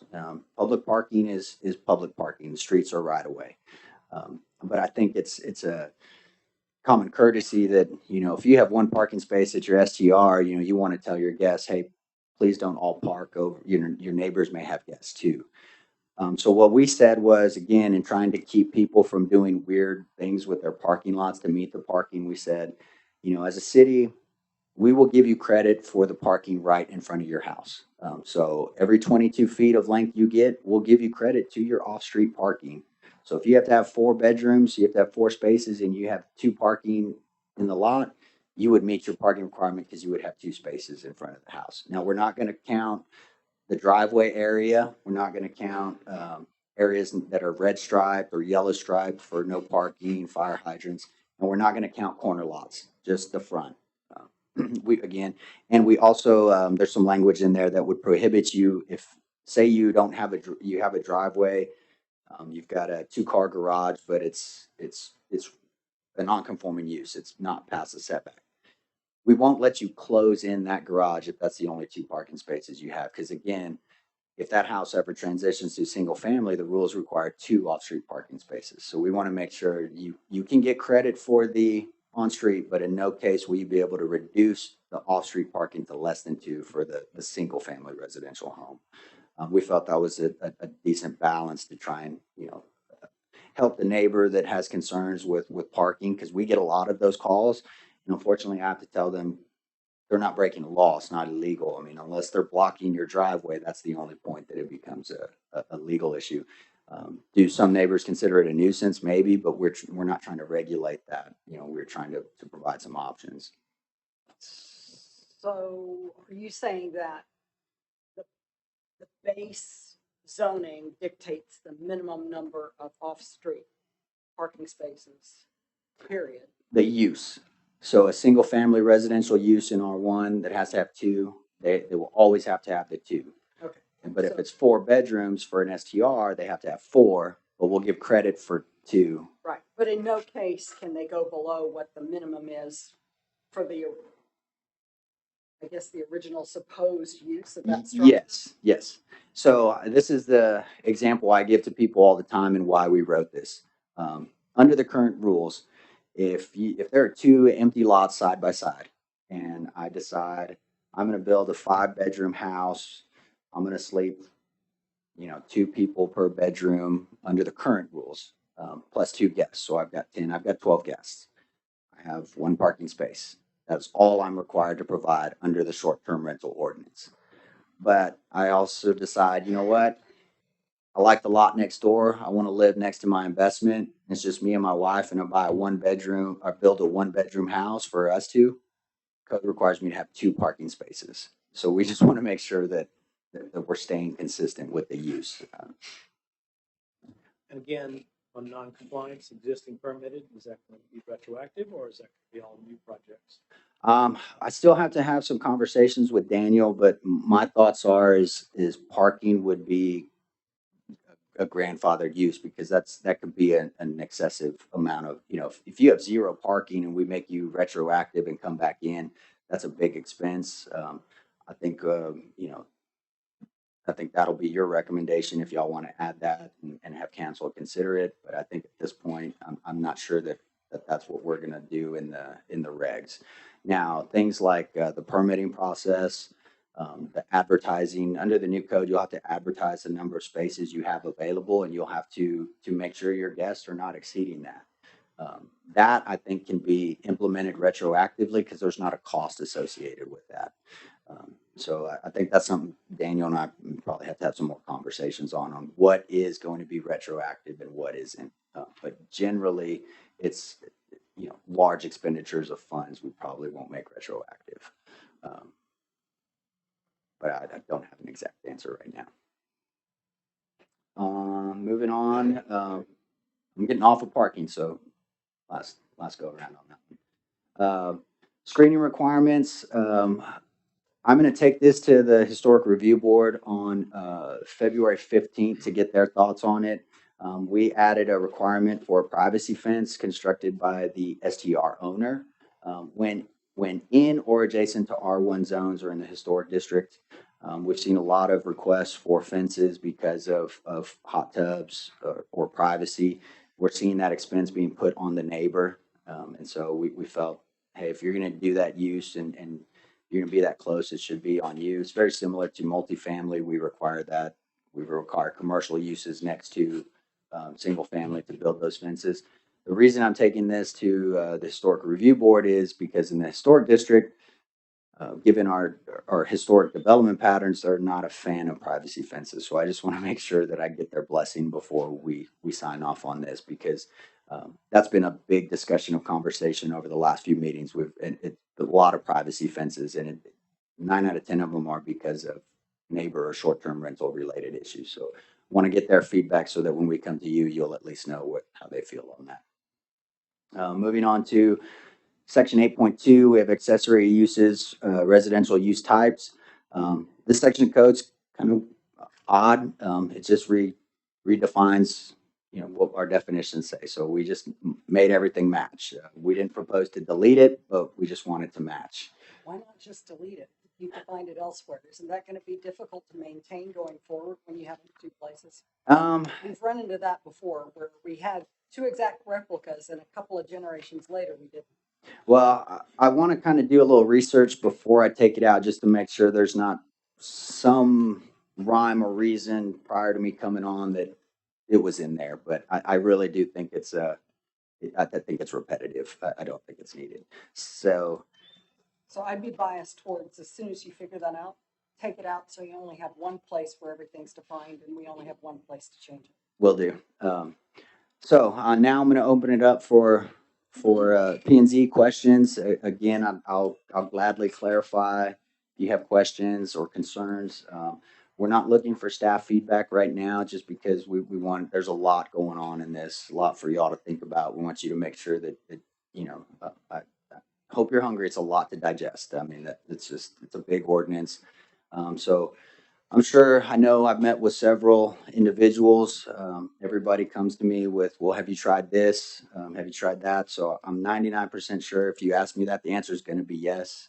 We've kind of looked under every stone. I think me and my staff have read probably 200 plus city ordinances regarding short-term rentals, at least twice, because half of those have changed in the last year. So this is not an issue that's unique to Fredericksburg. I mean, this is a an issue that's kind of all over the place. So what we did want to do in our ordinances is we didn't want to cannibalize another city's ordinance just because they had it on the books. We wanted to make sure it worked for us. And so if it's not in the ordinance and it sounded like a good idea, it was probably one of two factors. One, it was a different state, may have had different legal rules that would allow that ordinance that we won't, or just the culture of the community or the use of the community might have been different than ours. So we really tried to find something that was worked for our community. I researched Aspen and Vail and Jackson Hole, Wyoming, but you know, the Colorado ski towns they're different than us. I mean, during the winter, they're the same, but during the summer, they're not. I mean, they have a down season. I think we all know there's no down season in Fredericksburg unless we get, you know, another snowstorm and, you know, maybe we'll be quiet for a couple weeks, but there's no off season for us. So some of their regs that they had put in just really didn't work for us. Some of the reasons we didn't do caps was because most of the cities that have that, when you look at them, they're landlocked, so they're not growing. You know, we're continuing to grow. We're getting requests for annexations all the time, so that's why caps weren't a real good fit for us. That's why we just kind of stuck with traditional zoning. So I'll go ahead and turn it over to you, and give me 2 seconds to get a drink of water, and I'll be glad to answer any questions you have. Thanks, Jason. We'll go to item number 3.2 or 3II, discuss information related to proposed changes. Do y'all want to go section by section? Y'all just want to, everybody just ask the questions you have? How would y'all like to do this? Oh, Chairman, I think public comments are next. I'm sorry, on the agenda. Thank you, Dana. Oh, no, we do have to discuss information, right?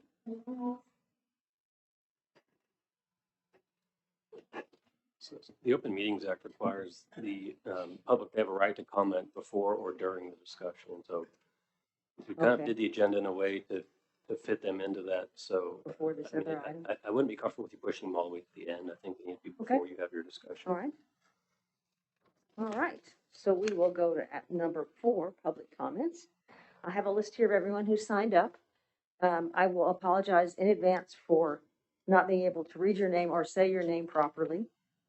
We will give everyone 3 minutes to speak. Mr. Giroux is going to be our timekeeper. What did you say? You're just going to, it's going to beep at 3 minutes? It's going to beep at 3 minutes and it's going to continue to beep until I stop talking. Or somebody carries you out of the room. All right. I will call out the name that's on here and then I'll tell you who's up next so that you can be ready to come up. And again, I apologize if I can't pronounce your name right. I have Daniel Zadik up and Lisa Smith on the next. 3 minutes goes pretty fast. Get to the point and just get to the point. Appreciate it. Hi, my name is Dan Zedek. I like going first with a last name that starts with a Z, so this is fun for me. So I met my wife 15 years ago, and I'm going to tell you a little story because I don't, there's a lot of rules, but I think there's a human aspect that I kind of want to understand. I live in Leander, and I own 2 SDRs. And I met my wife 15 years ago, and we built a family. And when we got here, this was like home away from home. This was the town. Unfortunately, life doesn't give you that. We have 3 kids, one with a heart condition, one with heart condition and autism, one with ADHD, dyslexia. We need a lot of resources. And so for the last many years, we've been trying to get out here. And this year, 2021 was the year we were able to buy an SDR and escape from COVID. This was the place that we could go and have fun. Our kids can enjoy it. And it's more than just money for us. It was a place where, and the money's good. It pays for things like education and therapists and life. And the one thing we wanted to do was also give back. Let the teachers who teach my autistic son to come out and enjoy it when they can't afford it. And as we're kind of going through this, we saw a lot of the rules change. And this week was one of those weeks where I thought the week before I watched every meeting religiously and my heart sank and I didn't know. And there's non-conforming use. And so one of the things that I don't really understand, because this gets complicated, is if there's a way for you guys to make it so that the investment, this is my 401k. There is no other money. This is it. I get to enjoy it and I get to feed my family. That's it. And so when you're making these rules, there's this, we talk about the bad and you mentioned the good. The good are people like me who need it for their families. That's the good. And we're not trying to tear the city apart or hurt it. I try everything I can do to make sure that and I have an R1 and we got an R2 because my parents wanted in. They need a place to stay because they're not staying with me all the time. And it's in a historic district. And then I see a rule that says no historic homes in R2 or no STRs in R2. Can they sell it when they retire? This money, we bought it from a family who was retiring, or not even retiring. They were going to be with their family because they hit an age. They sold it at a high price. Good for them. They gave something to their family. And I'm scared that the waves of this is changing so much that it's hard to sleep. It's hard to breathe. And as you kind of go through these rules, think about that, because it's not just me trying to make money. This is for our family. So last thing I'll say is I put my faith in the city when I bought the home. I'm putting my faith back in you guys to make the right decisions. Thank you. Thank you, Daniel. Lisa? And Jeff Moore, you're on deck.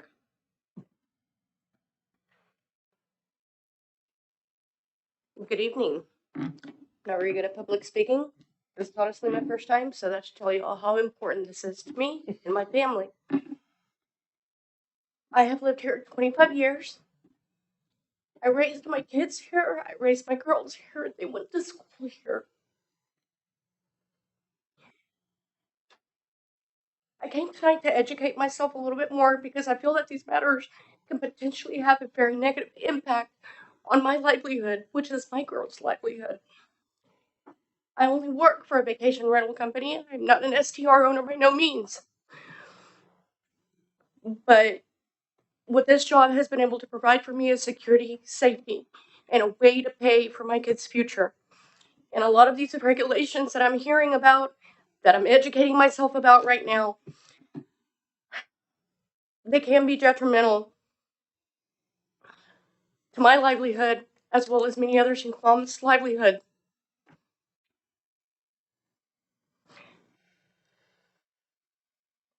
So I really beg of y'all to really think about some of the regulations that are coming into place that can affect our jobs and our livelihood.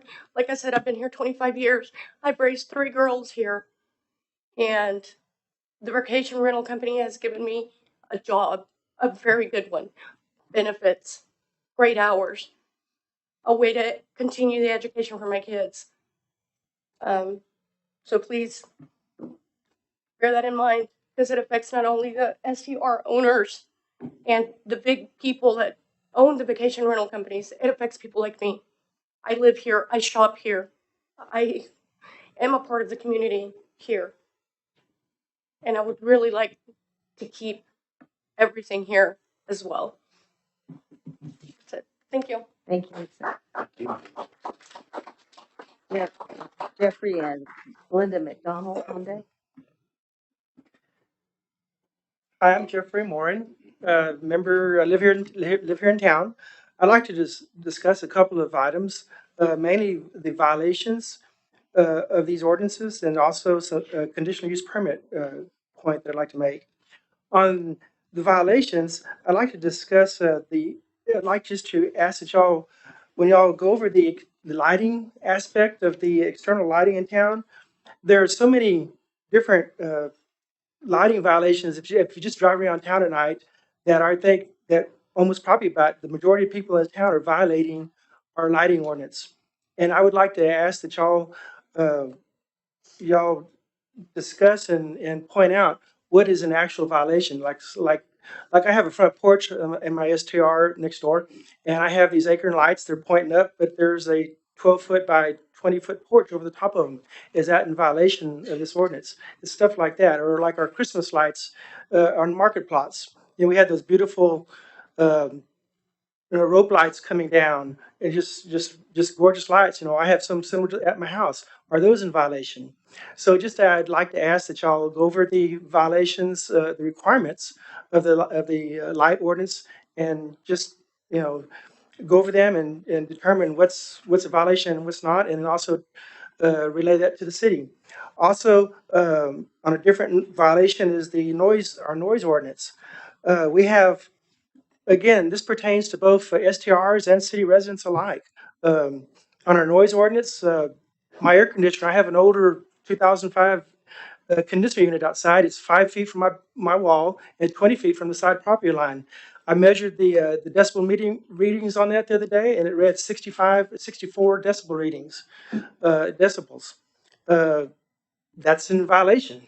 I'm pretty sure that'd be in violation. So anyway, just like to have some more clarification on this. There's a hot tub I have next door with nobody in it, with just the jets running at 20 feet away. It registers 62 decibels. So again, just like to get some more clarification on that. And then my last point is on the conditional use permits. I don't foresee myself ever asking for a conditional use permit, but I might. So on section 5.400 conditional use permit under section A3, it says the request will have no adverse effect on any property within 600 feet of the affected property. So whose criteria are we using to find out what the adverse effect is on that in 600 feet? And 600 feet is 2 football field lengths. That's a long ways to have some adverse effect on somebody. So again, just like to get clarification on that. Thank y'all. Thank you, Jeffrey. Linda McDonald and Jimmy McCrick on deck.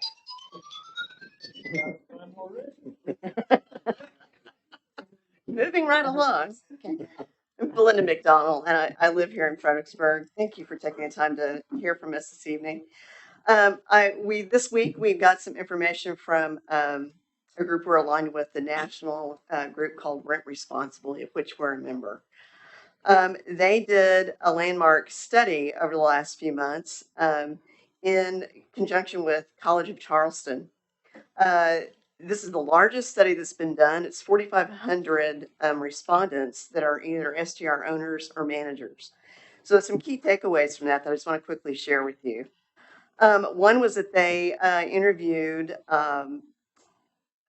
municipal staff from Charleston, South Carolina, Roaring Fork Valley, Colorado, which is the Estes Park area, which does actually have a year-round tourism industry, and then the Park City area. So the three things they learned from talking with those folks was they all want to work with the STR community, and they seek collaboration in finding ways to create compliance. So we're not alone here in Fredericksburg. This is something that we're seeing all over the country. And that those municipalities also said they needed help from the STR community with enforcement. That enforcement was a challenge for everybody. And to paint a picture of more folks like Daniel and Leslie and everybody else that you see here tonight, or many that you see here tonight, some of the key things about the owners, 58% of STR owners throughout the country are female. They're just like me. Over 50% of STRs are managed by the homeowner.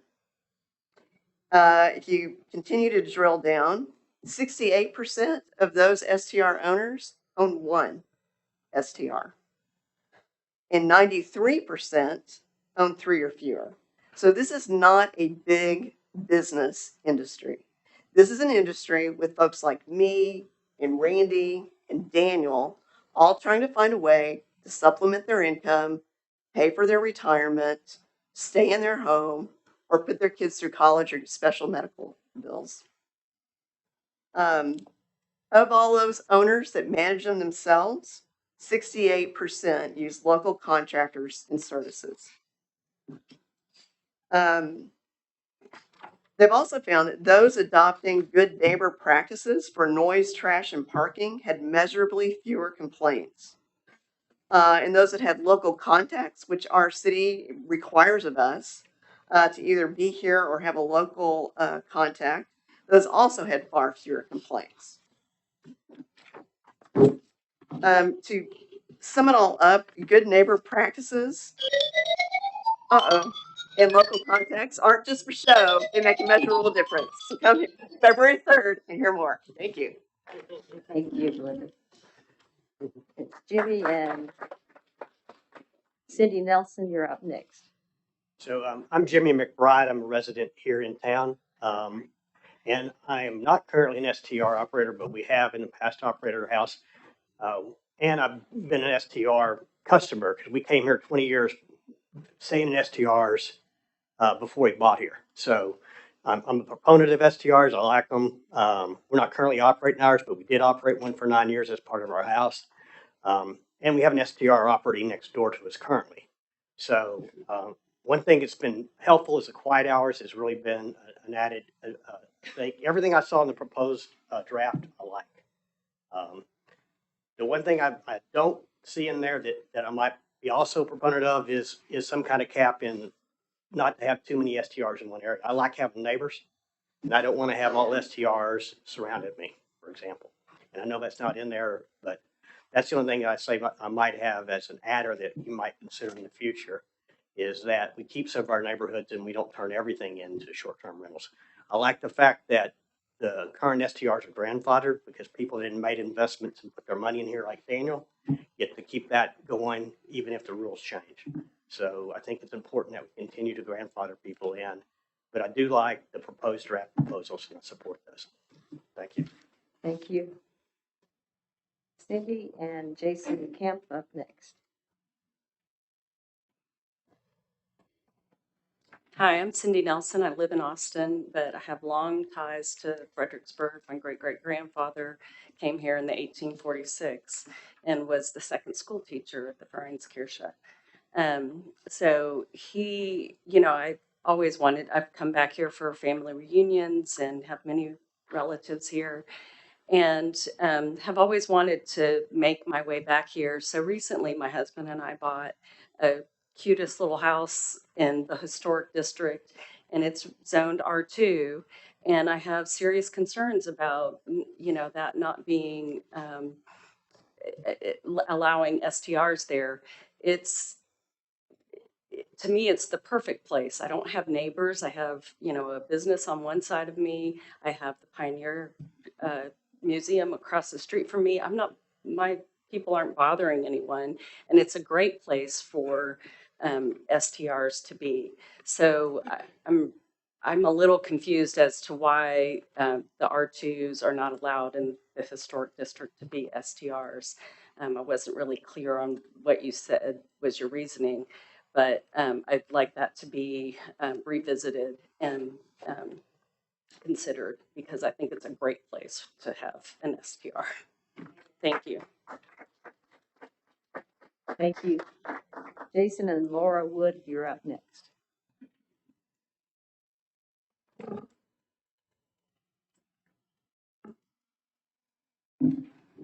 Hello, committee members, staff, and any council that may be here. My name is Jason Kemp. My wife and I have bought a home here this past summer. And I'm just here. I want to say a few things. I spoke at the last meeting, and I urge you to grandfather in short-term rentals permit requests before you vote on the new ordinance. Very specifically, we're in the process and have been since the summer, waiting on some building permits and whatnot to update our home. My wife and I purchased a home here, as I said, back in June, and it is in an R1 district, about one block from all the commercial buildings. This home is going to be our retirement home in a few years, but in the meantime, we were planning to allow it to be a short-term rental to help offset some of the costs before we are actually able to move and retire here. Shortly after our purchase, many ordinances were proposed impacting STRs. We have made adjustments to our designs numerous times, impacting our time frame for requesting a permit for our renovation. We understand there are community concerns about loud noise and rowdy behavior. We understand those concerns and plan to fully cooperate and follow any ordinances to curb this behavior. However, we ask that you take a reasonable approach to any measures For example, an AC unit may register between 60 and 75 decibels, exceeding the proposed 55 decibels thresholds. But I think we can all agree that is not the type of noise you're trying to curb. We respectfully request you to grandfather in those who have started the permit process. We have to make a decision soon on whether to renovate our dilapidated house or forgo our dream entirely and find a new retirement community on plan. Fredericksburg is where my wife and I were engaged 15 years ago. It's where our Sunday school class is, our Sunday school class retreat is held every year, and it's where we spend many weekends with our kids here. And we love this community. We fell in love with it over 15 years ago. It's where we plan to retire. We'd actually love to maybe open some businesses, and we're in the restaurant industry back home. I live in Pflugerville with my wife and my 2 kids. So we just ask that you please help us fulfill that dream, and please grandfather those of us that have been in the process. Thank you for your time and consideration. I really appreciate it. Thank you, Jason. Mhm. Laura? And Matt Quirrett, is that correct? Quirrett is next. Yes. My name is Laura Ferber-Wood. I'm a resident of Fredericksburg, and I have raised a family here that our city's STR industry has supported in so many ways. My husband is Jan Wood, who is a local contractor supported by the STR industry as well, and we live inside city limits and have raised 4 children. Thank you to Planning and Zoning for all your hard work and efforts in making and maintaining our wonderful city. The vitality of our town is obviously a result of your dedication to careful planning. Catalina Siller is my business partner and a longtime Fredericksburg resident who grew up here and is now raising a family of her own. We started 5-Star Bnp Management to support vacation rental cleaning needs back in 2016, and then opened a reservation service in 2019 called Heavenly Host. We employ the families that live in our neighborhoods. Over 95% of our housekeepers and staff live in town. Most could not be here tonight because they are moms and wives, cooking dinner and helping kids with homework. Both businesses' combined payroll is over $500,000 annually, which goes directly to our families who live in our neighborhoods, and that's just our housekeepers and our on-call maintenance personnel. Heavenly Host also supports our neighborhoods by using the following businesses who are owned by families who either live in our neighborhoods or employ people who live in our neighborhoods. I'm going to list them.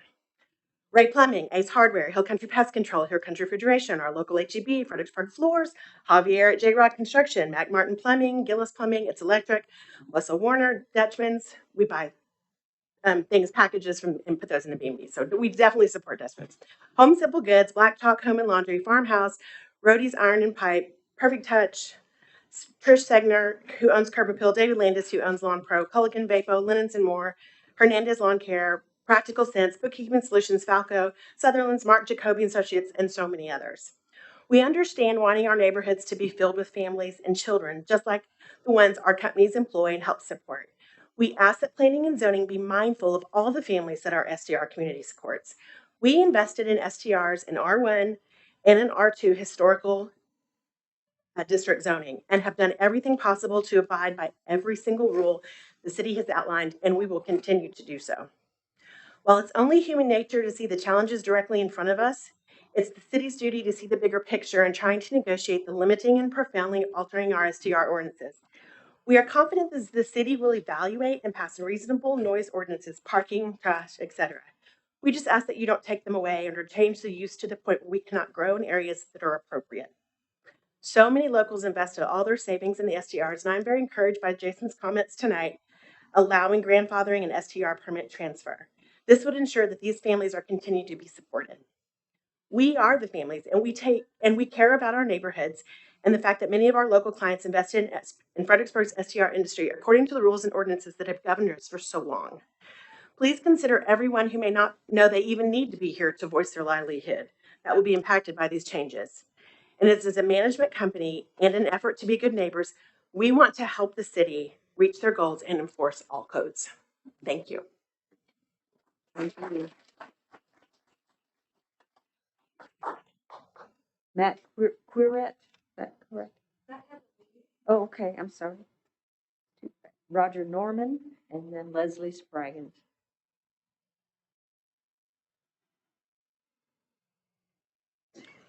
Good evening. I live 1018 Avenue C in an R1 zone district, just in the Cross Mountain neighborhood. And what I wanted to share with you and talk to you a little bit about tonight really is R1 neighborhoods and unoccupied STRs. In my opinion, R1 neighborhoods are for residents who live in the neighborhood.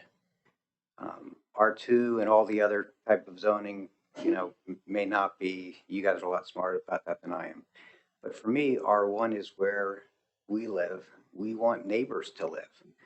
What we don't really want is we don't want STRs there. It just seems inconsistent, right? When you have unoccupied homes and people are coming in every weekend. So you get to have, 52, 3-day friends over the weekend. I can't get my head around how STRs and R1 neighborhoods can really coexist. I know we have them in our neighborhood, and we're not very happy about that. Every meeting I'm at, there's heartfelt stories about people who are, buying STRs to make ends meet, and they truthfully are very heartfelt for me, and I'm sure for you. But an STR is a business. If you close your eyes and you imagine a structure where people come in and there's commerce that's exchanged, right? And you just stop there, what would you say it is? It's a business. And I don't think businesses belong in R1 neighborhoods. And I hope when you guys are doing zoning that you guys keep that in mind. Thank you. Thank you. Leslie, and then Emily Reed.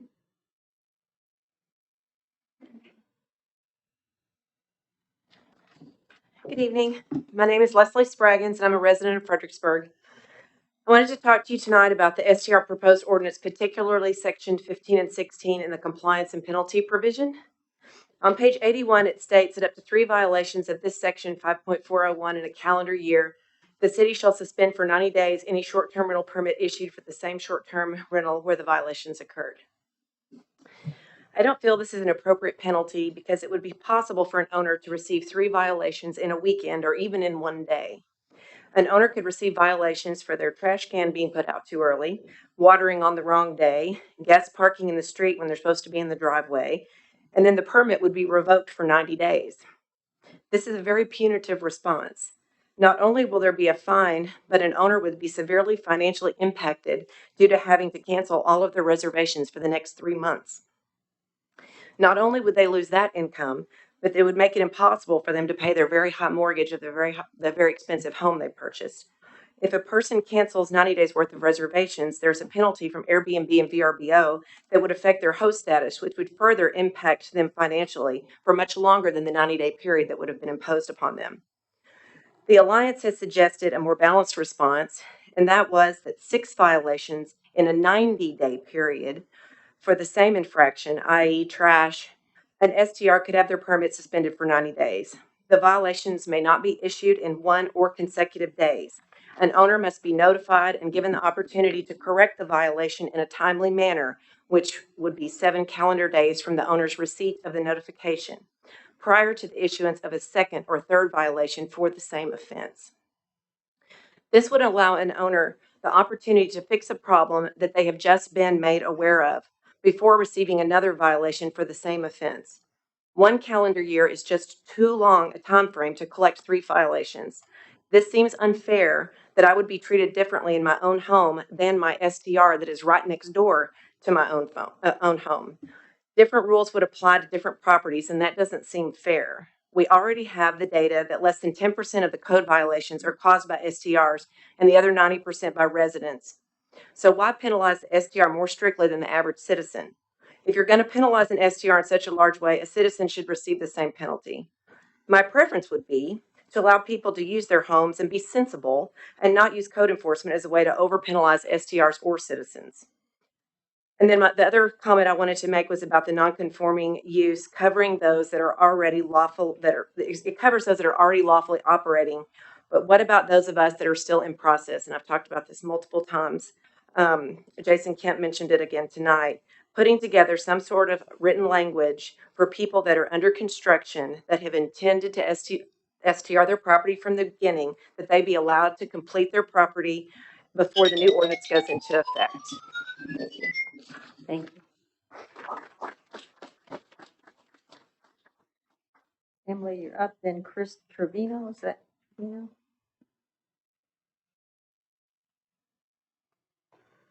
Hello, thank you for this opportunity. I know y'all put a lot of hours and calories behind what you do, so I really appreciate that. I'm a resident. I live in Carriage Hills, and I absolutely love it. I'm also the Chief Operations Officer of Cozy Vacation Rentals. I employ over 40 residents here, like Lisa, who made us all cry. These people are sweet and precious to me.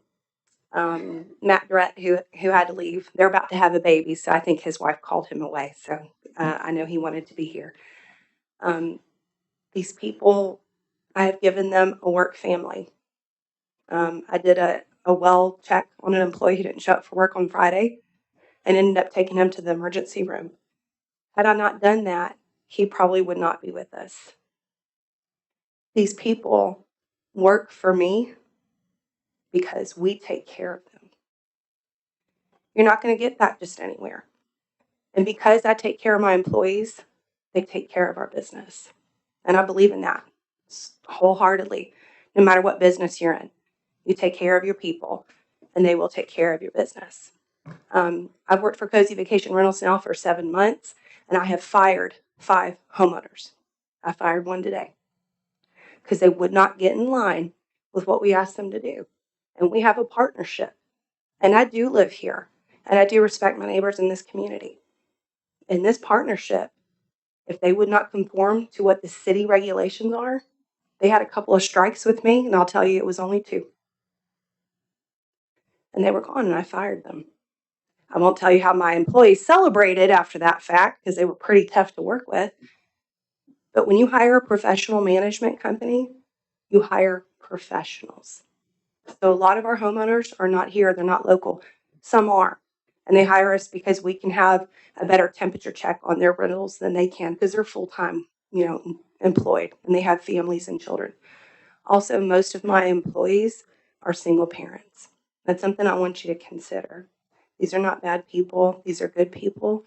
And we provide them with a lifestyle that they could not otherwise seek. And that includes benefits. And that's huge. So I thank you for your time. I thank you for your consideration. And I ask very respectfully that you come to the summit on February 3rd. I think it'll be a chance for us to all learn together to put good policies into place. Thank you.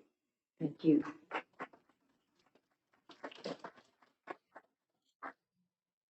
Chris, is it Trevino? All right. And Jermaine Chastain?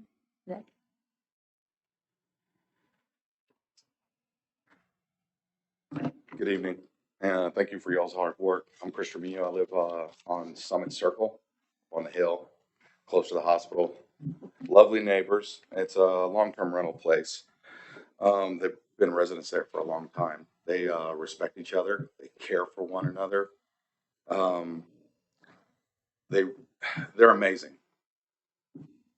My family and I came here 27 years ago, and we have friends and family here. Sorry, this is difficult for me. I don't like standing up in front of everybody like this. We love this town. We moved here after our kids grew up. Our last one's in college. She has less than a year left at Baylor. And we left her behind, my only daughter. Of course, she has me wrapped. But they come here, they see us, we go to them, we see them. We respect this city. We love this city.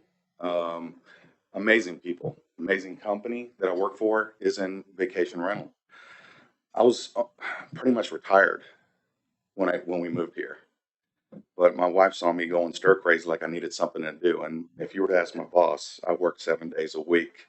Last night I got chastised by my boss that I was working until they always have to tell me to stop, but I love it. I love the city.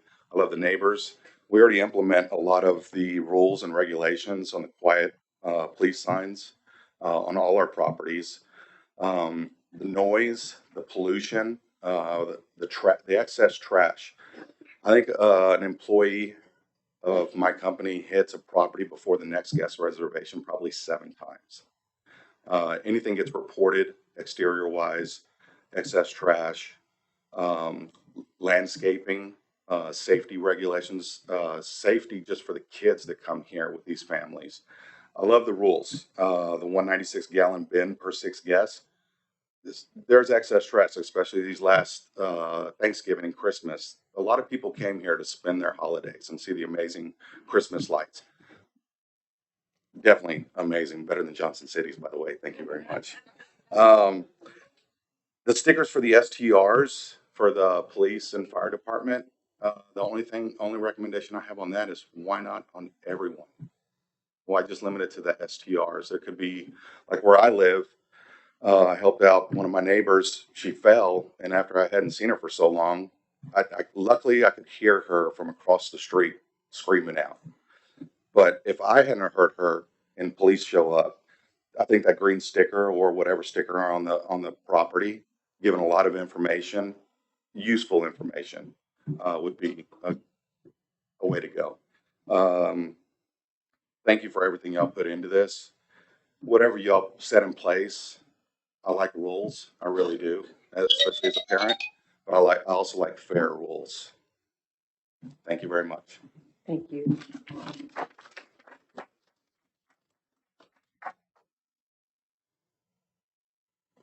Randy Briley, you're next. Did I get your name wrong? Oh, No, you're I'm next. Jermaine. Okay. I got Was Randy supposed to go ahead no, of you're me? first. Okay. You're right. Jermaine Chastain, and I live here in Fredericksburg. I purchased a historical home about a little over 2 years ago, and my plan was I'm retired. I'm almost 67 years old, and I have roots here in Texas and have family here in Fredericksburg. So I moved here to retire, and the way that I can do that is that I purchased this historical home, and I live there, but then I have 2 STR units. And so this is my retirement.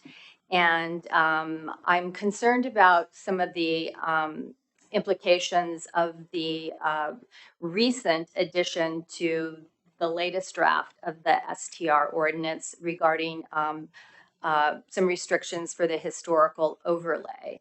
And I feel like some of the others that the historical districts are actually some of the best places to have the STRs. It allows, first of all, because of the money that you feel that's going to come back to you, you can afford to invest in renovating these. The home that I purchased had been a doctor's office and then had been vacant for 7 years. It was totally overgrown. Things inside were just kind of crumbling down and whatever. And so I was able to restore the property on the hope that I would be able to, recoup some of my investment and support myself through STR.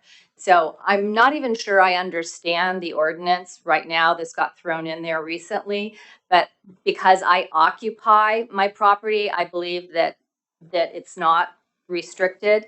But if at some point in time I didn't want to occupy my home, then I'm not sure if I could continue to operate the STR, and or if I wanted to sell it to somebody set sometime in the future when I wasn't able to live on my own, if they could continue to use it as an STR. So I don't know. I just feel like that's coming out of left field somewhere.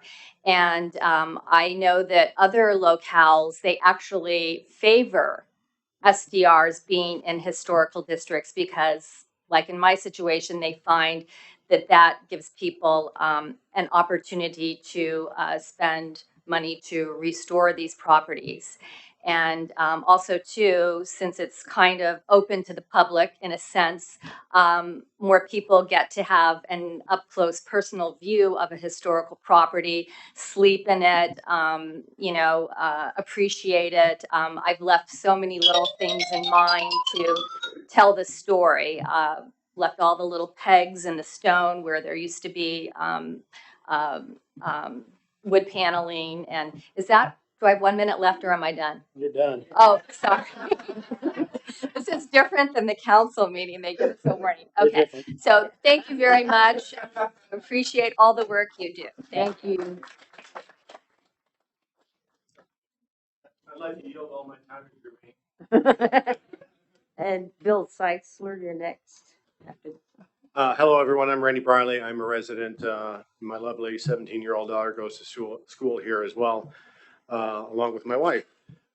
Jason and Clinton, I didn't want to call you out specifically for your hard work, dedication. You guys have been available to us, and I appreciate all the time. Daniel, Shelby, all you guys have been great. So I just want to acknowledge that. A few of our folks have talked about the Hospitality and Job Summit coming up here briefly, so I want to make sure I'm in full compliance with the Open Meetings Act. It takes place February 3rd at the Edge out here on 290. Doors will open at 5:30. We'll kick it off about 6 o'clock. I'll be kicking it off. I think I got voted into that position by somebody. Matt Curtis, I think you all have seen him, met him already. He will be our MC for the evening. He will bring up Lee Leffingwell, who's the former mayor of Austin, and also Jeff Coffey, who was involved in the city of Buda, and he helped negotiate the Buda Cabela's, deal that took place there. John Hawkinos is the economist, and John has done a lot of work involving Tesla, as well as Travis County and a number of other municipalities as well. He's a well-known, well-respected economist. He's actually impaneled by the United Kingdom as well to do some work with Parliament. So he's a pretty impressive guy. We will hold open questions and answers. We're trying to figure out how to do that properly. We will have, in being mindful that we're going to have 250 to 300 people, we will have security forces there. We want to be respectful. And we ask that there's civility and proper decorum that takes place in this. It's an emotional subject, but we're going to maintain proper order. And I think Bobby and Tom, you've been to our sessions. We run a pretty professional show, I think. It's important to know that this was fully funded by our neighbors, people that live here, people that work here. This is not funded by some corporation somewhere floating out in the ether. This is funded by us, tin cup approach to all of this. So that's important to leave it with you. I did have somebody ask me today, and because I'm the head of the Alliance, I get a lot of pretty crazy questions, but one person asked me, what's the real impact from a HOT perspective for an STR? So I went back and looked at it using Ernie's data from the CVB, and in 2019 to 2020, the hospitality, when I say hospitality, it's hotels and STRs, generated $3.3 million. And we had a downturn from year prior because of COVID, obviously, but we rebounded. 2020 to 2021, we generated just about $6.3 million in hot taxes. We know from prior work that STRs generate 70% of that. So that equates to $4.4 million of hot taxes that go to programs, marketing, outreach, preservation of historic heads and beds type events. If you break that down into 750 operating STRs at the time, not permitted, because not all permits are operating, that we can see, 750 operating STRs, that's about $5,800 per year annually for hot taxes. 64% of those are 2 bedrooms. So we did some averaging there, so check my math, please. So if you play with numbers, if you start looking at reductions, okay, let's reduce it. I've heard pulling STR permits a number of times here tonight. If you start to play with numbers, let's assume we reduce STRs by 10% in this community. Now you're driving about $435,000 of lost hot revenue in the city. So if you want to use that for modeling purposes as you do your due diligence, I would encourage you to take a look at that and check my math. But the emotional part of living here is the Alliance has always stood for enforcing 2018 ordinance. We don't want bad guests. We don't want out of control party houses. We don't want parking in the street. We don't want trash in the yards. We should enforce the laws that we have in the books. We should have good operation. And we've driven marketing and education to drive better performance by STR owners and operators, as well as mentor new people coming into the industry. So thank you all for your hard work. you need a timekeeper for the summit? I can't afford you. All right. Jill Tabor, you're up after this. Hi, thanks for allowing us to talk to you guys tonight. My name is Bill Seichler. My wife and I do own one STR here in town. It's 805 East Austin Street. We live in Austin. Don't know how that worked out exactly, but we bought a house on East Austin Street. It's a Bassy block home built in around 1910, they tell me. So we call it Fritztown 1910. And we love our neighbors, Miss Priss and the It's that live across the street are our friends. We got to know them right away before one person ever paid us $1 to come into any bed in our home. We have off-street parking. We've done everything we can do to make sure our neighborhood experience is a good experience, both for our guests, because nobody wants to come someplace, right, where the neighborhood experience is bad, but more importantly, for our neighbors. So I just wanted to point that out, that not everybody that owns an STR here that lives out of town is part of some corporation in California or some deadbeat that lives in Austin, wherever I live, whatever. I will say we manage all of our aspects of our SCR. We do hire somebody here that is our in-town manager, but and they've helped us a lot. But for the most part, we manage everything, and we feel like that keeps us in tune. And I come out here way more than I would otherwise, and we think it's a good aspect of it. We're members of the Alliance, and we're so proud of the work that they've done. Thank you, Alliance. That's really the reason I'm here too. In addition to talking to you guys, is they deserve people to come and get involved besides just the same 5 or 6 people, right, that stand up and do these things. So I really came tonight to make 2 points. Hopefully I'll make them before the little sound goes off. Most STR owners look more like me than some big corporation, right? It's just real people trying to do the right thing with your community, your neighborhood. I've been coming here since I was this tall. There's a lot of stories behind that, but SDRs can exist in R1 neighborhoods. I appreciate all the common sense regs that are going in that'll make that happen. I really appreciate Jason and Shelby both. Every time I've emailed them or talked to them, they've been very polite and respectful. And I just think we can all make this happen. I am a little concerned with the 3 strikes and you sit out for 90 days, not because we've ever had one problem. I just worry that some people in other areas of town may not have as good of a neighborhood situation as we do. So I hope you guys will continue to work with the Alliance and maybe work through some of that. And I really appreciate you guys taking up this issue and giving as much time to it as you do. Thank you. Thank you. All right. Ron Ross is up next. I'm Jill Tabor. I am a realtor here in Fredericksburg. And so I feel like I've gotten to represent both sides of this issue. I've sold a lot of properties to people who are looking to have STR, and I've sold a lot of homes to people who want full-time residents. And so I feel like I can really see both sides of the issue really well. And it's a hard thing to try to figure out. There are a couple points that I wanted to make on this last draft. Between the 3rd draft and the 4th draft, the CUP was taken out. And as we've heard tonight, I think sometimes there's properties that might benefit from being a short-term rental if they are up next to commercial, or if they're in historic district and they're surrounded by commercial, walkable to Main, or they're surrounded by other STRs. It seems like an STR could possibly be a better use for that property. So I would just ask if you would reconsider the CUP process in Historic District R1 and R2. And I know from being on Pnz, you do a very good job at looking at the property and deciding, yeah, I think this is a good fit, or no, it's not. And you take a lot of factors into consideration to make that decision. So second, I feel like there's a lot of fear and panic in people who are affected economically. And I'm not talking about realtors. I am talking about the people who support the service industry. And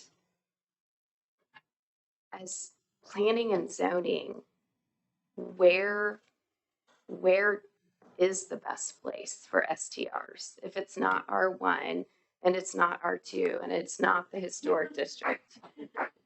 Do we need another place for STRs to go, and what is that zoning district? So think about that because there's fear and there's panic because people feel like I'm gonna lose my job and this is how I support my family. And I'm not talking about the investors from Austin and California, making money. I'm talking about the residents who live here, who are making a living. What are the appropriate areas for STRs? Just something to consider. And my last thing is just on a timeline, when the ordinance goes into effect, what does that look like? Because we have people scrambling.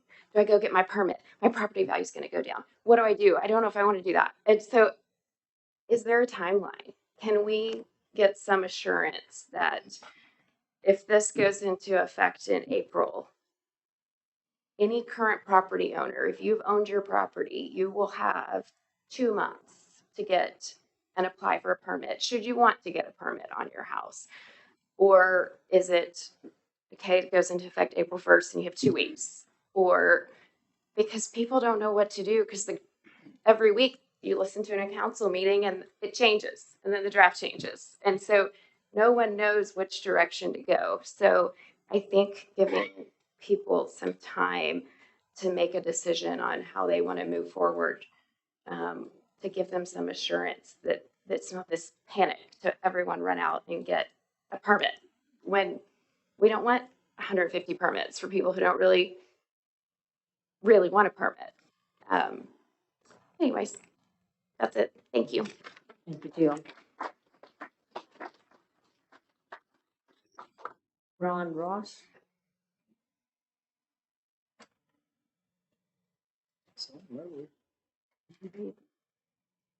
Ron Ross, you still here? I believe he's. Yeah. All right, that's everyone that signed up. All right, thank you all for your comments. We appreciate y'all coming. Do y'all want to take a break before we? All right, we're going to take a 5-minute break here and we'll be back. Thank you. Oh, yeah, I plan to, I think I'm probably going to do council. We're just going to, and then the new person can do council.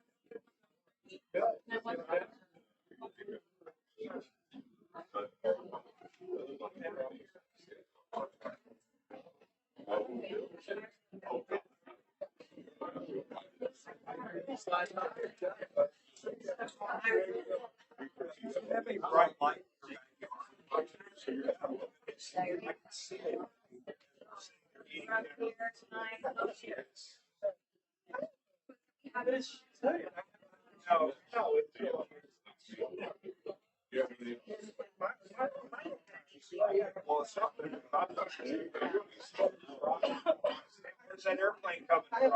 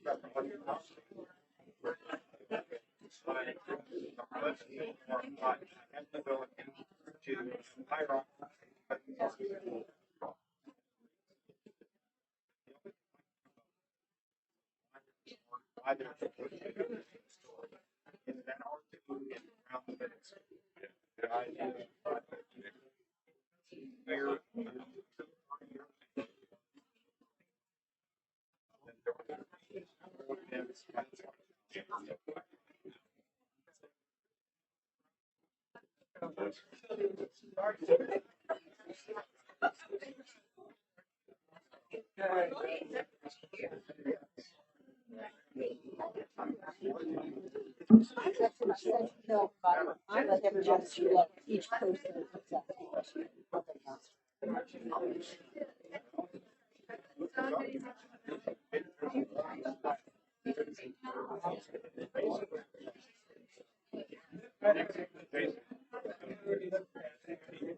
I don't have the full ordinance, and this is just a small.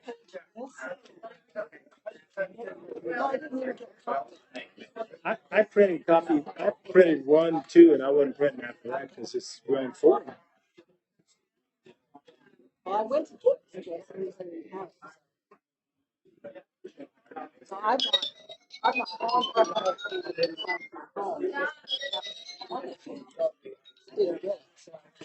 I still need to go through the courts. You're enjoying that way too much. We're coming back to.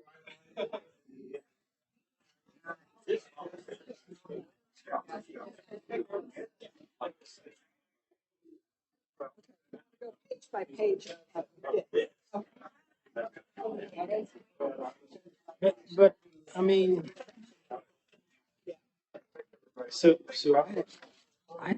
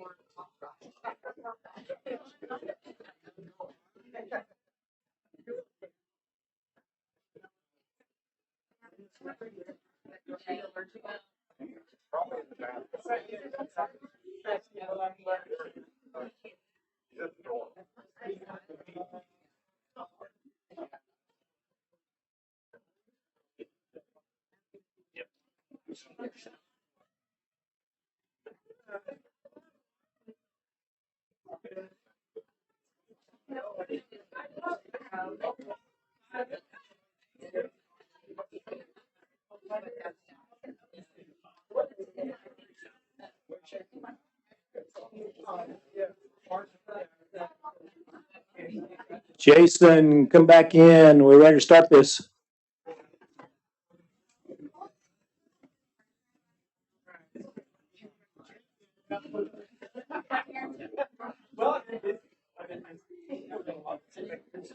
You're the star of the show. All right. All right, everyone, we're going to get started back up again. We're going to go and start with the section 3.2 to discuss the information related to the proposed changes. We determined we're going to start section by section and have everybody talk about their questions. So we'll start with the section 2.100, the definitions. So does anyone have any questions pertaining to these different definitions? Again, I'd like to see line for line of the ordinance. I mean, I was telling Jason earlier that we all had an opportunity to spend a whole lot of time on the last major ordinance change that we brought about, and that was MU.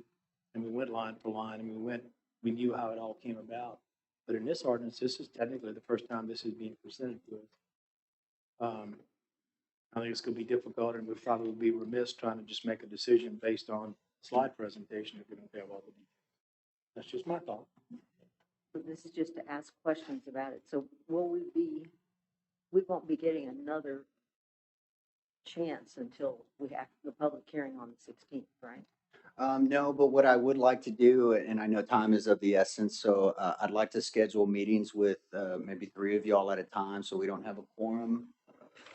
Again, or one-on-one, if you have questions on individual line items, or as you go through and you redline the draft, if you want to send me those at a big chunk, I can kind of go through, we can get on a conversation on a phone call.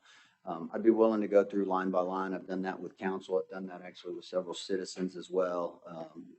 The Neighborhood Association, the STR Alliance. So I'll make myself available. I know time is a crunch for you guys and for me as well, because we do unfortunately do other things besides short-term rentals in our office. So I'd be willing to meet, if you're willing to open up Clear River a little early, we can get in there and have some coffee. I mean, so before work, after work, I'll be available for y'all, because it is a lot.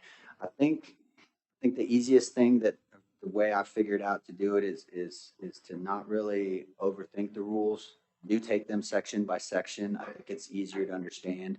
I think if you read through the definitions, it'll be pretty clear, kind of what we're trying to do.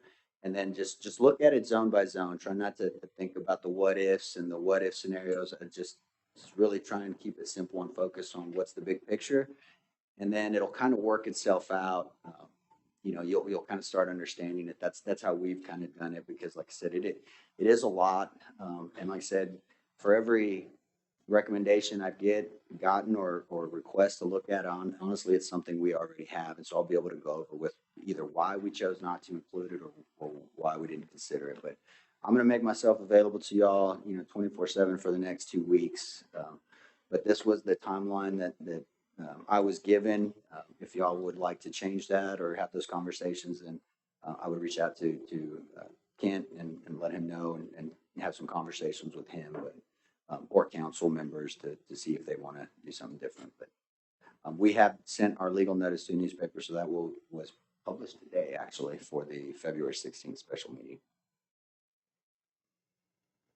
Will there be another meeting with city council with another draft, or is this? No, we are going to probably tweak a little bit, like I said, based on some of the things that we have some concerns on. Council gave me some good direction at the last meeting. So I don't think, as far as the land use charts and some of the big issues, that we'll see some change. I will probably continue to work on kind of finalizing some of the non-conforming use language and get with Daniel to make sure it says what it is. For the folks that were concerned about in process and where we're at, There's nothing in this code that discussed that because I would suggest looking at chapter 245 of the local government code. That's under vesting. The state has some laws on people that are in process when codes changes that cover them. So that's why you don't see anything in our code specifically. What is the That reality of that? So if someone has come in and they have expended funds to do a project and they are working on it, and they submit an application for either a permit or an STR application or anything, they are vested under those rules in effect at the time.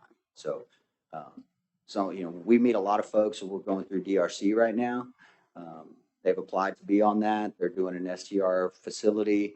They've gone to HRB, got approval, and now they're probably 6 months to a year from even start of construction, plus another, depending on the size of facility, another year. So at some point, we'll be 2-3 years out, and people will still be getting them probably even in their neighborhoods where they may not be allowed. And then I'll have to have those conversations with the neighbors about why we continue to allow them. But I know Mr. Kemp, I don't think he is. Oh, he's still in the back.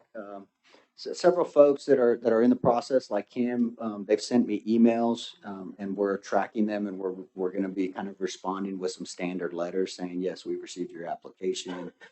And then obviously, if the rules go into effect, we are looking at a new third-party consultant to do our permitting and tracking, and that'll go to council in February.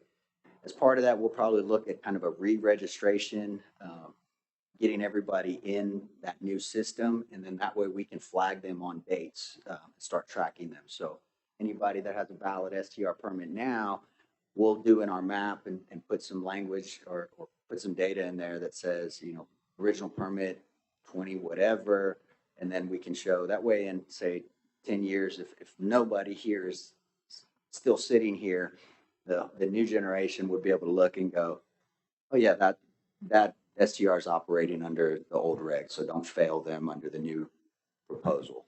So I've been taking a lot of phone calls like that. We have a lot of folks in the hopper. I mean, I'm thinking 30 plus projects at least that in various stages of just initial design, but have some kind of meeting or application with us, and we're going to continue to process those as. Have you ever figured out just how many STR permits are pending? No. So we did the data crunch on September 28th. I spent probably an inordinate amount of time doing that to try and really clean up those numbers. It was 80 plus hours just in data work. So we were real comfortable with those numbers at that time. We got an update December 6th. For all intents and purposes, that was worthless data.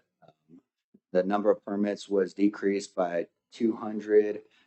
It showed only one new permit within the city limit within that 3-month time, which we know is we've received more than those. And then several permits that were on pending list that we knew had gotten their permit a couple months later were not even anywhere on the data. So I do have a conference call with their data guy tomorrow to try and get their entire data set. I'm not going to follow what they're sending me, and I'll have to kind of reinvent the wheel on that. So we hopefully we'll have a good number. I can't tell you, it's not in stone, but the estimate is about, not the pending, but active in town is about 115 units. And that's through Granicus. They don't do it like AirDNA where they do a county. What they do is they find all the listings for one address. So some developments may have 6 unique listings because of the way they market their property, but they tie them all back to the address. So they pull out the duplicates. So they really think we have about 115 properties that are different addresses that are advertising right now. So that's something we'll look at once we start getting on board with them. I'm excited about their mapping and tracking and data capabilities to really help us out on that front. That's 115. That's not currently live. That number seems really low. 1,100, sorry. 1,100. Yes, sorry. That makes more sense. Yeah, I think we were at, in September 28th, yeah, 928 units operating on about 745 properties, I believe. And we know that was a pretty good number because we had been talking to Granicus at the time, and when he gave me the 1,100 units, to be that close with our data, we felt pretty comfortable. So I am going to be hopefully getting that data pretty soon, and we'll try and have some updated numbers. I can tell you just a breakdown of what I saw there was we're sitting about 53% of those properties are outside of Gillespie County owners. Okay, but the question I asked earlier was how many permits are sitting in the stack that have not been issued? I do not know. I won't know until I get a hold of their entire database. What was the number we had last time? What we have currently pending with Avenue, is that your question? With whoever, that stack's got to be sitting somewhere. Has anybody counted it? We have 151 applications pending through Avenue, which is our. That are not operating or have never operated or never been licensed. These are brand So new. the way that we currently track them with Avenue, we do not track by renewals or new. We just track off of the applications. I don't know if they're new and I don't know if they're renewals. So what we have is 151 pending applications. They could be renewals, they could be existing permits on properties where the ownership has changed and the new owner is taking that property. So the issue with Avenue's data is, from as far as I can tell, is they keep everything in just a simple Excel spreadsheet.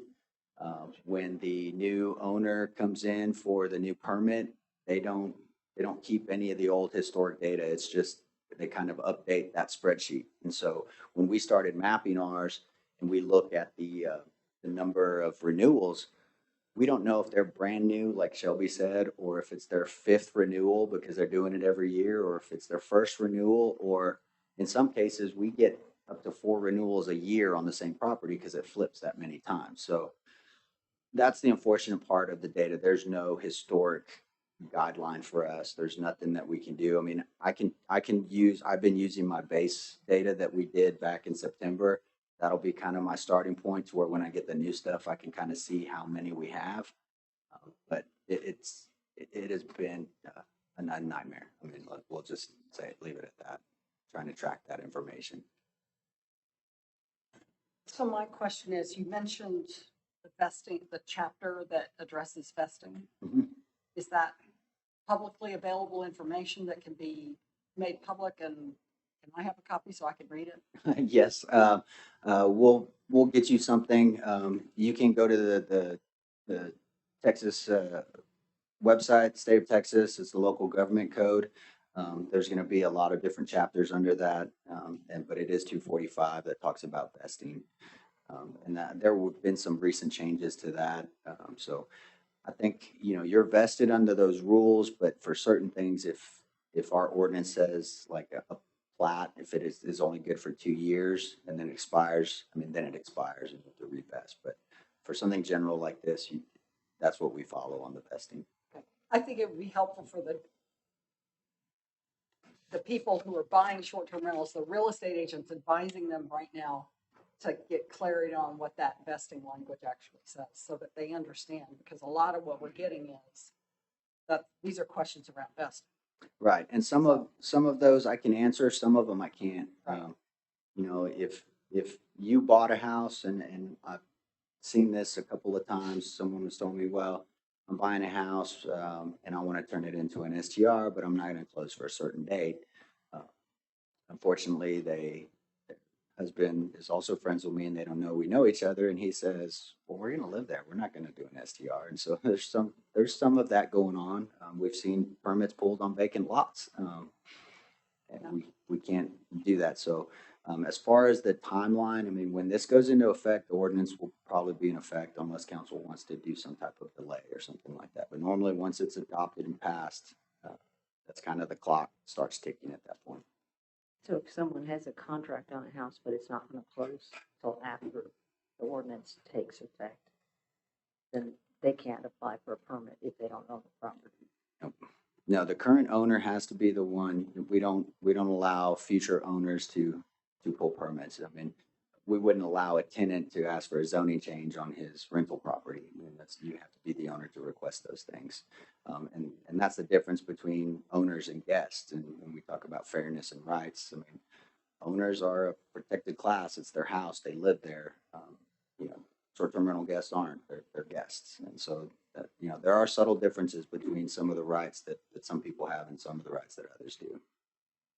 So help me understand, Jason. So when you're talking about that in-process stuff, when when is the beginning? Do they have to come to you? Do they have to show proof that they've spent money for an architect? When does that point start? They've got a piece of property they own, but when does that next step start that they would be included? Really, the first step, the start is the permit. I mean, they have to apply for something. If they've been talking to me and it's a bunch of pie in the sky what ifs, I can't put a lot of stock behind that because, you know, in life we hear that a lot. I mean, my vendor says, yeah, I'll get you all the data you need, and then we get it and it's not there. So, you know, if it is someone that we've had some conversations with, and we have a record of a DRC meeting or something where they've done some stuff, then we know they're making those plans and we'll include them even though they don't have the actual building permit. But I'm gonna need some type of evidence from some people. It won't be perfect. I mean, if someone gives me a letter that is basically just looks like it was typed himself and with a random site plan on a piece of paper, that may not be enough evidence for me to say, yeah, you can continue. But our current ordinance does allow for some flexibility because if the owner says, well, I don't like your determination, I want to appeal that, and then they go back to the zoning board of adjustment and they can present their evidence to them and let them have that call. So we are going to try and err inside of caution with those that we know, but there's a lot of people that we know aren't really doing it and they're just trying to get a permit to hopefully maybe increase their sales price or something like that. And they can get the permit, and if they choose not to rent it for the year, I mean, you're gonna have to work to keep it. I mean, so, but we need something. I mean, we can't just. I'd love to say that, you know, we can trust everybody in this world and just take them at their word, but unfortunately, in my line of work, I can't do that. To address Jill's question earlier about the CUP, so the CUP option is completely removed. If it's not operating now, after council signs off on it, CUP is not an option. So no, we got some direction at the last meeting. I did not get a majority that told me to keep it in there. So we removed it based on what we heard. But I think that's the beauty of why we brought this to you, because you guys are now going to get a chance to hear all the citizens. And then that's the whole point of this process and how local government works. Council is going to let you guys review it. If you want to make a recommendation and say, hey, I like your CUP process for this district, but I didn't like it for this district. When you make your motion, you can make a recommendation to add it back in. You can make a recommendation to leave it as is. And then council will consider your recommendations as part of their final judgment, just the way we do in any other kind of zoning change request. So right now it doesn't apply in any district. Well, there are some in there, the condos and those places, but no, it's by right in commercial. It's by right in the mixed use zoning districts. But as far as, and it's by right in R2 outside of the historic district. But there's no CUP process for R1. Again, I think if you followed our last meeting, the reason we included it was for special circumstances, areas that, you know, maybe we're talking one landowner left and he's a block off Main Street, and, you know, to try and give some relief. So I think that's the whole beauty of this process. You'll get to take a look at that and say, hey, we want to add it, or we like what council did, and make those recommendations to them. At some point in time, there was, I think it might have been that marathon council meeting, that was talk about a 75% in the 200-foot, having to be an agreement for a CUP to qualify. So now, since the CUP is out, that factor. Well, it wasn't about so like when we do a CUP now, we notify everybody within 200 feet. If a certain percentage of those individuals protest, then this board has to or council has to approve it by supermajority. So our thought process behind that was not that you needed those other people to, we're going to notify everybody and you need 75% to approve it. It was more for a kind of a special case where maybe there was a whole block between Creek and Main, and every owner there said, hey, we all want to do an STR, but they can't do a zoning change. Maybe it doesn't make sense to do a full zoning change to C1. Each owner could come in and say, hey, I want a CUP on my property. And as part of their application, they would say, hey, 75% of my neighbors are okay with this. That would at least give me something that I could take forward to your board, and say, hey, it's very similar process, but it was more on the front end. It wasn't a requirement for the vote. It was just say, if you and your neighbors are okay with this, then I will take this to this board and let them consider it. But that option's been eliminated. At this point, that option has been removed, yes. But if we would add back the CUP, if we would request that, had you start writing up some guidelines for what would be allowed?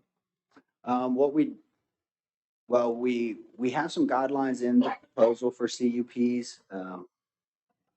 Guidelines are kind of hard to write. They need to be vague. I don't want to put very specific language in there because there may be a situation that just doesn't meet that.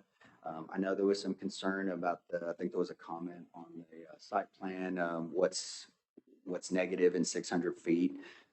That's actually in our current ordinance now. The only reason it's in blue was we took it from the site plan portion and put it under the CUP just to kind of reinforce that process, because site plans are required as part of your CUP process. So you see the site plan. And so that language is, it is vague. What's a negative effect? Well, it depends on what we're talking about. Could noise be a negative effect? Yes, if it exceeds decibel levels at a certain time at night. Would it be negative if it was a lower decibel? We don't know, but it's more, the 600 feet is more for, the state law says 200 feet you notify, but the 600 feet, I think the thought process behind that is because we talk about traffic, parking, queuing lanes. I mean, it really is more of, hey, we're looking at a CUP for a Chick-fil-A at the Dead Man's Curve. And we're like, yeah, that's not going to work because you're putting 300 cars and it's going to back up traffic through the blocks. And that's the kind of criteria you look. Every CUP is going to be different. Every property is different, every unique set of circumstances. But ultimately what we're looking at is a CUP says this use may be compatible under certain conditions. And you look at it, and if it's a use that you think is compatible, you could say, yeah, we want to approve that. But we're going to put conditions. So like under our current ordinance, we have a requirement to propose quiet hours.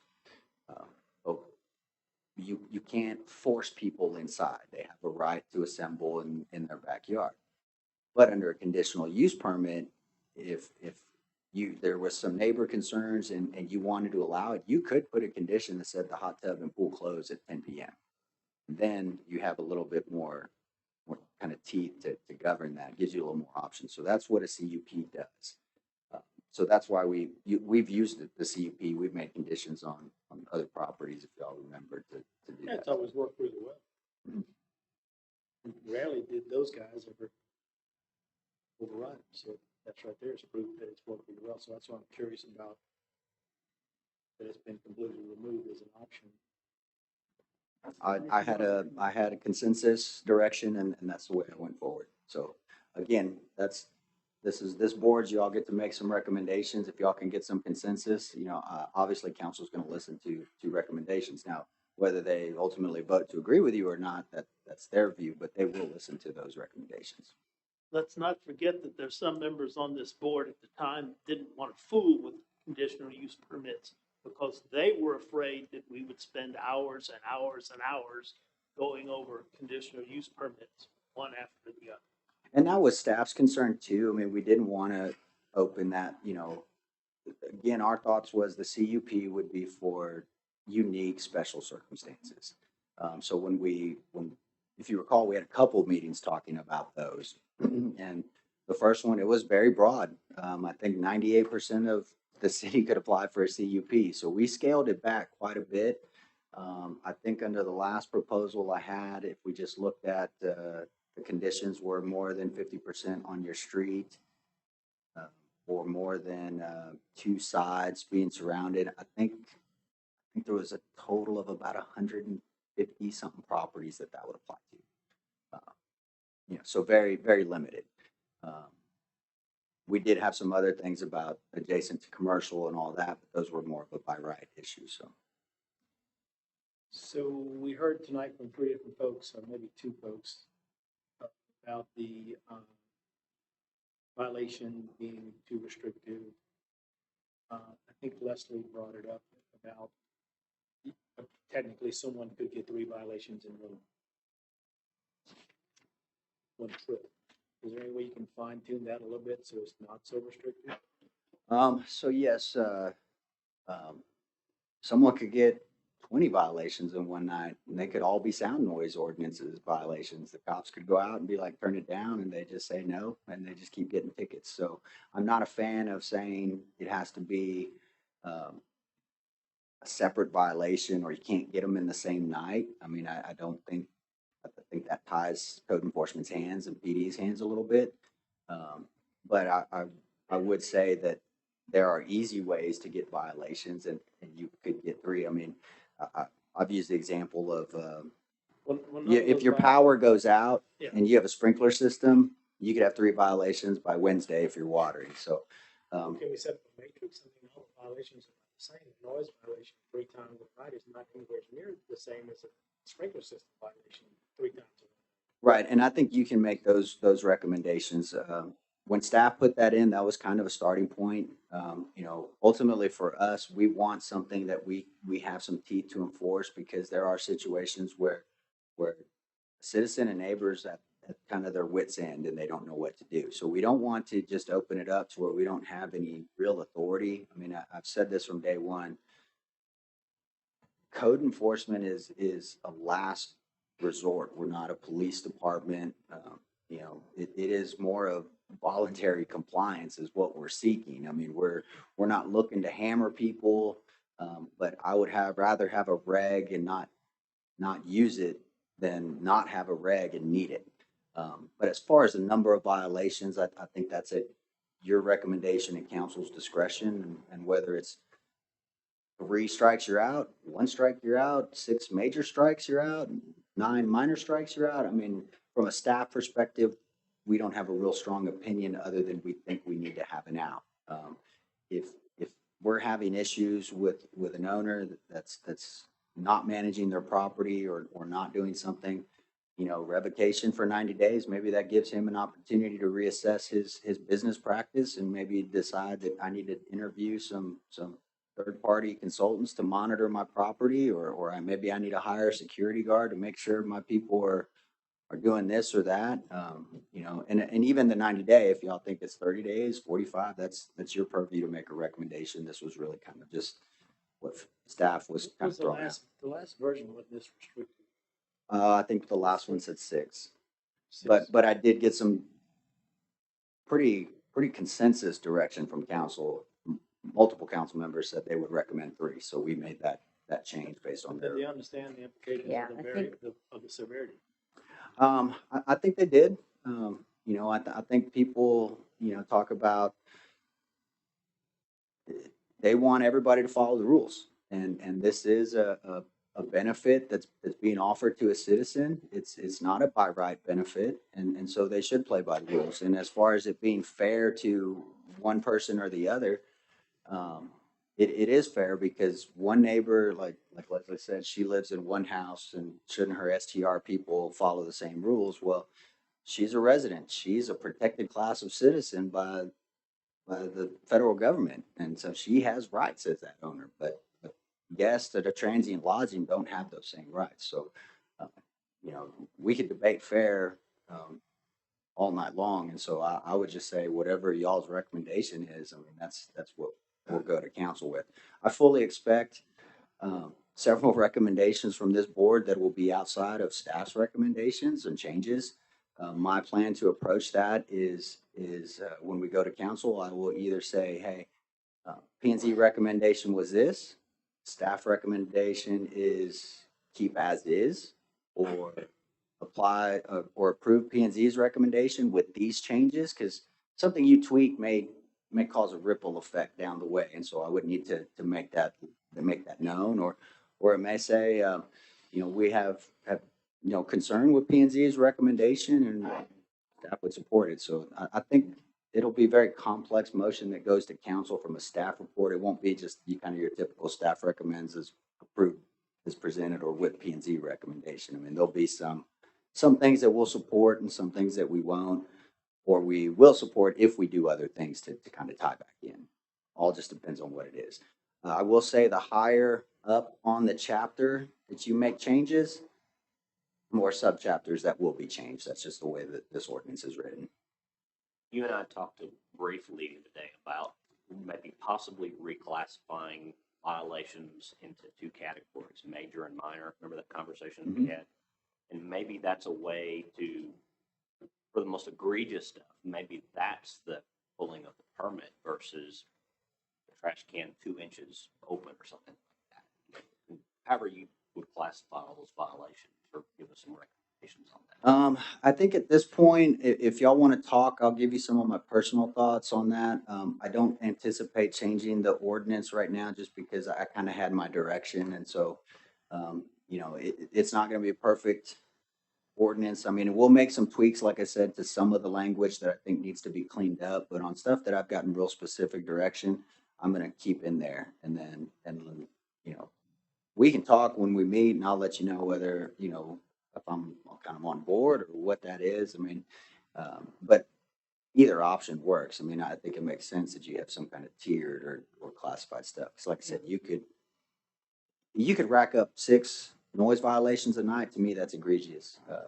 6 watering violations, for me, I don't know that that's super egregious, but if you talk to another citizen who pays people and he keeps his timer going, he waters on his day, he may say, I follow the rules, why shouldn't they? So those kind of things, staff won't probably have a strong opinion on, but parking, yeah, we're gonna have a strong opinion if y'all want to change the parking regs, because we'll have to reevaluate a lot of things that go with that, impervious cover and density and all of those things, so.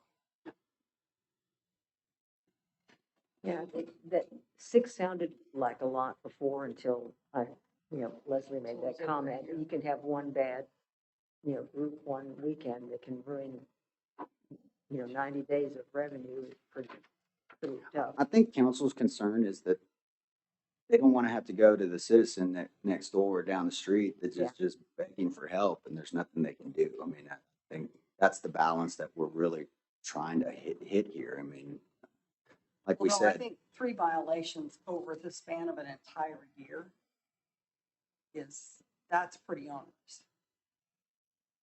That's onerous. I mean, my trash can could be off by 2 inches. My sprinkler could go off on the wrong day one time. And I have a party and I have a lot of people parking out in front of my house, and that's 3 in a whole year. And I get that kind of a penalty. I'm not necessarily upset about the 3. I'm upset that 3 over a year. That's a pretty minimal deal. And I can tell you, we don't put anywhere near that kind of onerous penalty on our long-term rental tenants or our owners. And you're not you're not penalizing the guest. You're penalizing the owner of the property who also has property rights. So what it sounds like is you're trying to create 2 classes of property owner who are both protected. That one is getting a penalty because of their guest activity, and the other has guests over at their house to do a party or whatever, and they get no penalty. So I have a problem with saying that the guests are not a protected class. The guests are not the ones being penalized. The owner of the property is the one being penalized, who's also in a protected class as a property owner. So I don't agree with the logic on it. Who is responsible for that guest? The owner.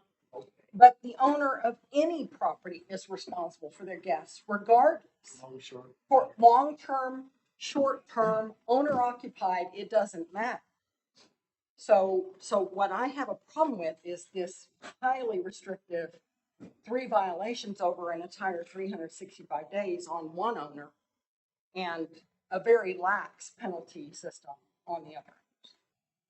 Except for the fact that the owner of the house is the owner of the house, and they are protected, but the guest is still a guest. that's fine. But if my sprinkler goes off on the wrong day, I don't get anywhere this night kind of penalty on the residents. I'm just talking about it's disproportionate between property owners. It just feels highly punitive. And to be fair, I'm one of the ones who wants to be punitive on the poor performing short-term rental property owners and managers. I just think this is you're going to sweep up a lot of unintended owners. And if you go this far to say you can only have 3 violations in an entire year, and you don't come up with any categorization of this is a big violation, this is a little violation. A sprinkler system going off on the wrong day 3 times out of the year is highly likely because we get lightning strikes and power goes out. I mean, for an owner to have their permit yanked because their sprinkler went off on the wrong day 3 times during the year, that's pretty onerous. How do you compensate for just someone who has a neighbor? That's like And exactly has a neighbor who is constantly going after them and using this to do it. So that's why I'm saying I don't have a problem with a number of penalties. You pull your permit. I have a problem with 3 over a year. So if we can come up with something else that's not that big of a slam, because you are going to catch a lot of really good short-term rental owners in a net that's this wide. Narrow the net some, so you're actually going after the ones who are truly the likely offenders on the big offenses that are the big things that are a problem. Well, I know My Leslie. trash can 2 inches shouldn't be such a big. Right, and I think Leslie had a point. They had come up with some alternative stuff. I'd be glad to see it, but at this point, I haven't been directed to make any changes. So, if you want, I think I'd be glad to share it with my y'all. council colleagues as well. That direction's a bit too restrictive. But I would say if you want to meet, and I can go over Leslie and there's requests, I can kind of go over it with y'all. I haven't seen what that's being proposed officially yet, and I could tell you whether I had a concern with it or if I thought it was too loose or too easy. And then that way y'all are ready to at least have some alternative language that you say, hey, Jason, you might want to keep this in your back pocket because I'm going to make a motion to, make a change on recommendation. So, what I would prefer if you have strong feelings on recommended changes, that you let me know or meet with me, just so if it is something that I need to adjust or be ready to do that I'm not really doing it on the fly. I'd really like a little bit more time to make sure there's no unintended consequences on a draft change, at the dais. But Jason, help me understand how this is going to work though. If we are all meeting with you individually over the next 2 weeks, and then we're going to come here, and then we're going to have to make all the decisions on the fly, because I'm going to then hear, oh, well, Tim talked to you about this, and I'm going to have to decide if I'm okay with that. And Polly wants this, and they're in conflict. Right. So are we going to hash all that out in 2 weeks and then have it ready to go to city council? So I will do what I've been kind of doing with council is it's very much the same. Everybody has an opinion. Everybody has a change. I will try and incorporate at least what I can if it's not something that I have been directed not to change. If it's some other tweak that I know I don't have council authority to change, I'll go ahead and put that in. If it's something that you guys want, then I'll kind of be ready to talk about the differences between the two, because I will know what you're thinking and what you're thinking. But ultimately, yeah, when you get to this dais and someone makes a motion on, let's say motion was chapter 5.401, and Polly says, I want to make a motion to change it to 15 strikes within a year. And it gets a second, then y'all vote on that. And if it dies, it dies. If it passes, it can be amended. I mean, that's kind of the normal process of that. I think just keep it simple, remember how we do things normally, and just, piecemeal it. Try not to think you're going to just adopt the whole ordinance. I mean, I would look at it section by section. That would be my recommendation. And yeah, there's going to be things that we may have to take several motions and votes on before we get something passed. And there may be things that we can't get a motion on because it dies for lack of votes. So. And are you going to redraft this draft 4 before our next one, or do we need to make our notes in this draft? I would love to meet with you and make your notes this week so that I have at least a week to try and draft that out before we send that out to y'all for y'all's review. Like I said, I fully expect legal tweaks and changes. I don't expect a lot of meat to change. I mean, I haven't had that there. So, we'll continue to work with the Alliance. I've reached out to them on several other things. And so, like I said, if they want to send me their stuff, I know I'm going to get an updated fee schedule, I think, this week. So we'll have some more recommendations for P&Z on that. And for council on that, I would just need to run some numbers, but I wish I had a simple, easy answer for you on how it would work. How heavy is our schedule? We got a busy docket on the 9th. No, we're doing a special meeting. Sorry, did I say the 9th? No, the 16th, but we have a regular meeting on the 9th. Yes. Do we have any time to discuss anything at that time, or is it pretty full? I could probably put something on the agenda if y'all'd like. I mean, It seems to me I like. will, Go ahead. whatever the agenda item would have to be just a discussion because it's not it Right. hasn't been noticed for Right. public hearing. Right. I'll have to work with Daniel to Okay. see what that language is, to maybe give us some flexibility for you to give me some. Did something change? I mean, again, I go back to MU, we developed it in 30-minute increments after all our P&Z meetings over a period of about a year. And that was everything from nothing to finish. If something changed, why can't we do that again in the next meeting? Does that have to be an agenda? It's posted as an agenda item. So, I wasn't here in the process on how y'all did that from the beginning. I think when I got here, I was given a task and we moved forward with it. And we had a bunch of public hearings and we talked to the citizens and everybody. And I mean, I've had multiple conversations with many of y'all on this issue. I mean, I don't know that there's owner or operator I haven't talked to in the last year. I mean, it's just, that's where we're at with it. If you want to talk to council or if I get some different direction, I will let y'all know, but that's the direction I've been given and that's how I'm moving forward as far as timeline.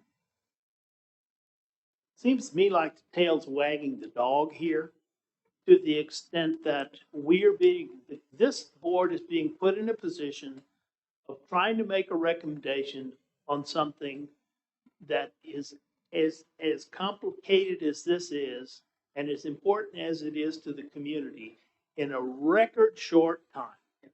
And that pressure that is coming from somebody up above needs to stop. We need to slow down on this process because we're not going to get it even half right if we don't.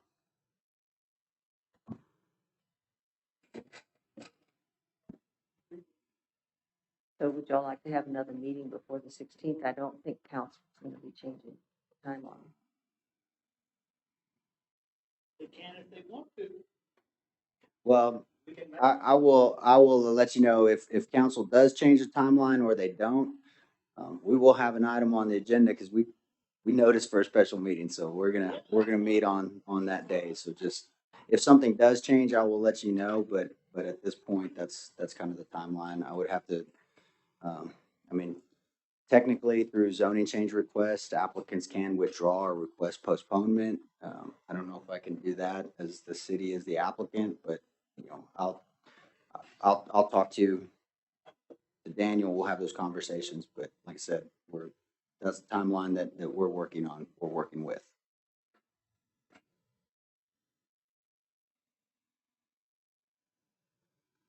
What happens if this board decides they don't like the thing in its entirety? Well, then I'm assuming someone. Back to council and then they make a decision.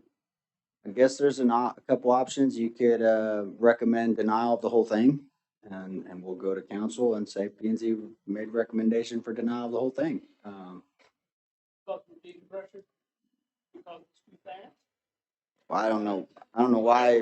Whatever reason y'all make, whatever the vote is, I mean that's the recommendation. So Are you feeling it's too fast just because we've just seen this draft tonight? Or, It's a 100+ page. right, which we had, We don't live it, read it like everybody else. Could y'all just for a second kind of keep, I'm trying to listen here. Thank you. It's a 100+ page document. Every single thing that has some impact on something, we go and put it in. So I mean, I could go to make it easier when we get to P&Z. I can kind of go through what I feel is like the additional setbacks for multifamily next to R1. I don't know that I've heard one person in any of my conversations have issues with any of those. I don't think anybody I've talked to had issues with our definitions of short-term rentals. Now the land use chart and what zoning they go, yeah, there's a lot of conversation on that, but I haven't heard. So, you know, I'll try and highlight what things I think we could kind of maybe tackle, you know, low hanging fruit and all of that. But if it's something bigger, you know, I need a little heads up so I can do some research and have some alternatives if that's what y'all want.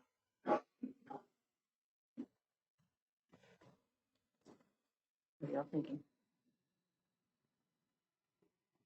You finished? I think at this point, I'm ready to read through the thing and come sit down with you personally to figure out how comfortable or uncomfortable I am with sections of it.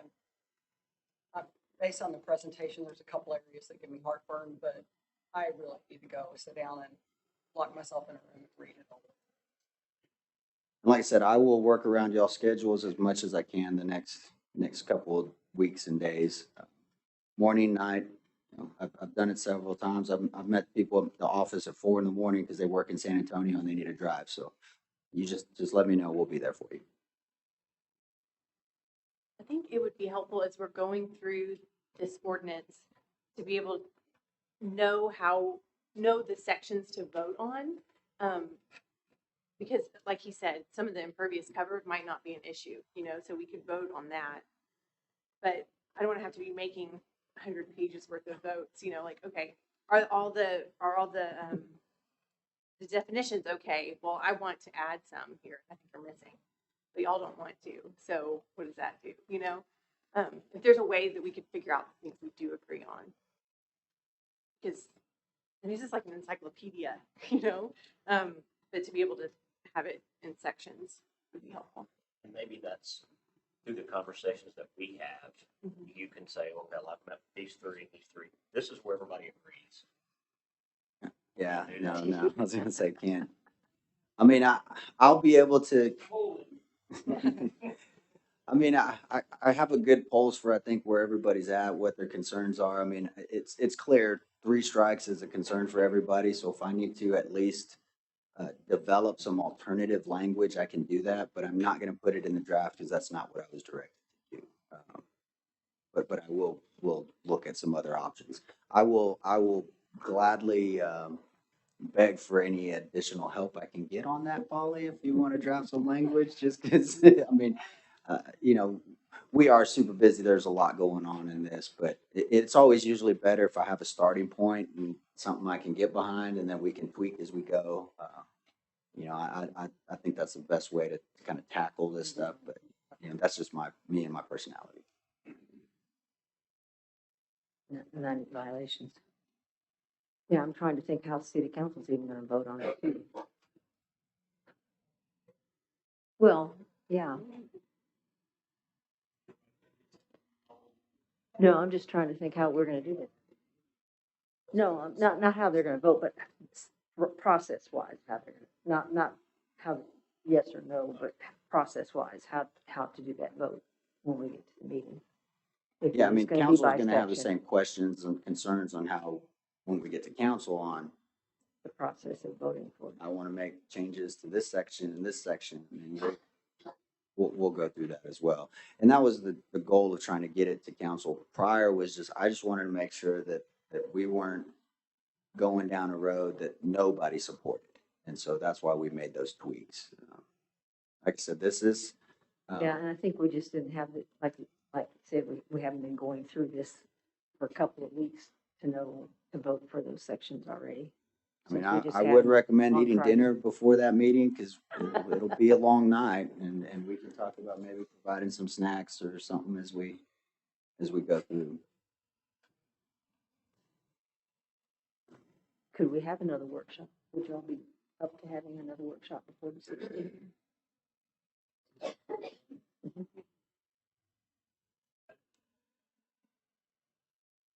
But if everybody read through it and met with Jason, if you wanted to, and then we got back together again on the 16th. Yeah, this workshop, the goal of it really was just to get it in front of you and explain it. That was the goal of this workshop. I know several of you have been involved at the council, have been at the meetings, but I know some of y'all have not. So this was not designed to kind of hash out all of those issues. That is what the public hearing is for. That is when the recommendations are made. That is the process.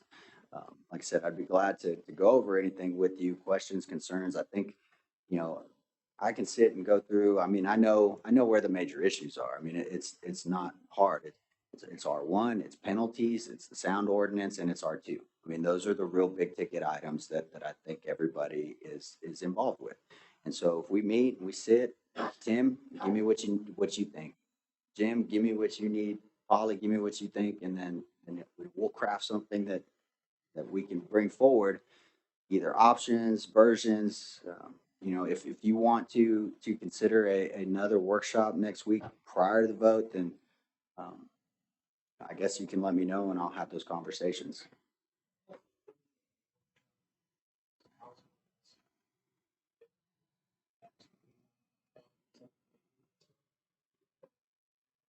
We can do the joint workshop. Not just, I mean, we have to open up to the public. We can't do a joint workshop. Yeah. Yeah. Nobody came. Oh,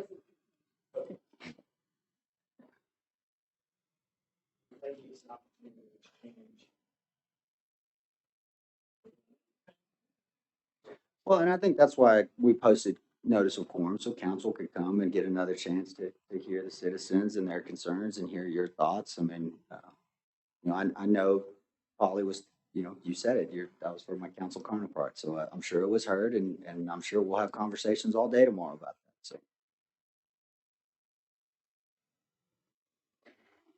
Yeah, so are y'all willing to do that, to have another workshop, even if it's a lunchtime workshop sometime?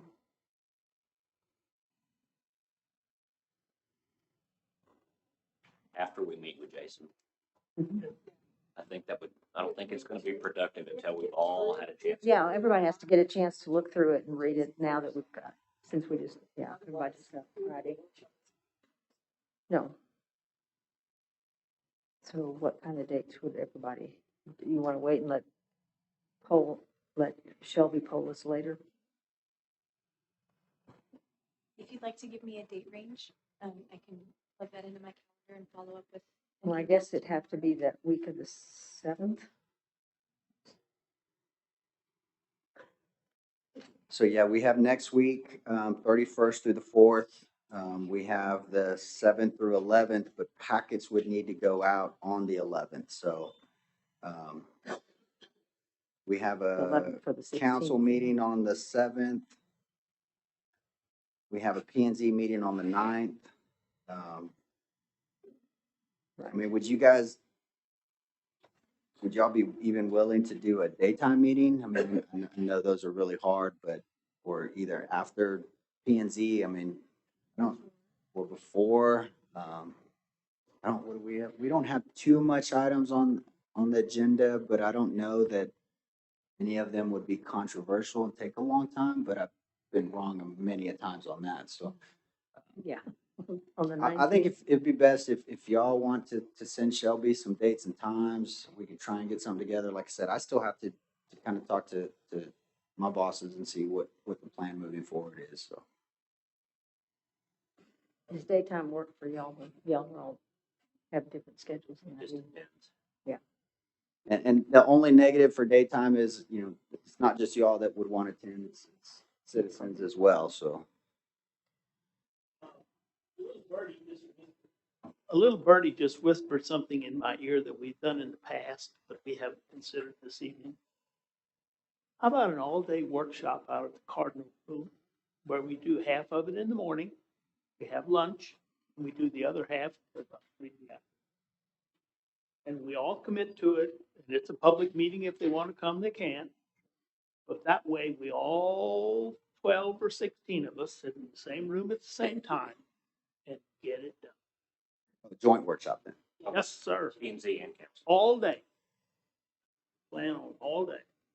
Well, I think it'd probably at this point be better if I just get back with y'all on some dates and y'all start sending Shelby and I some availability.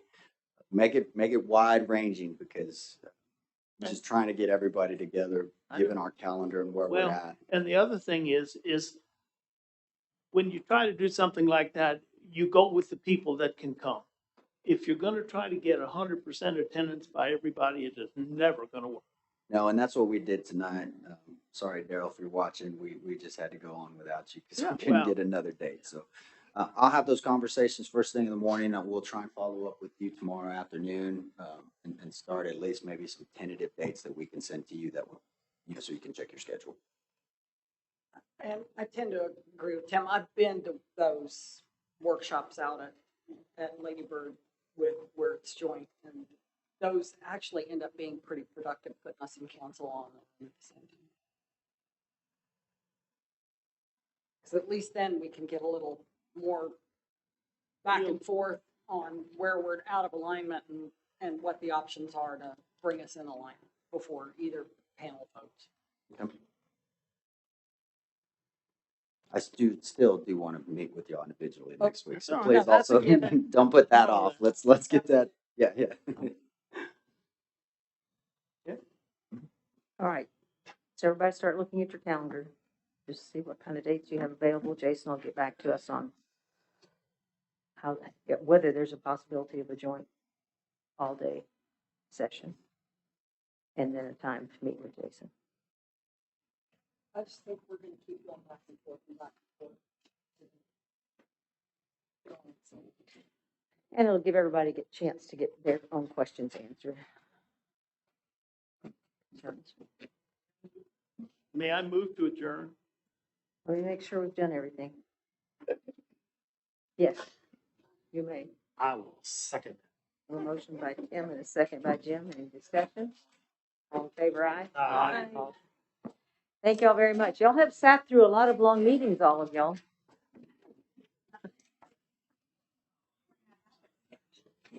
I'm probably gonna be kicked off the board because I told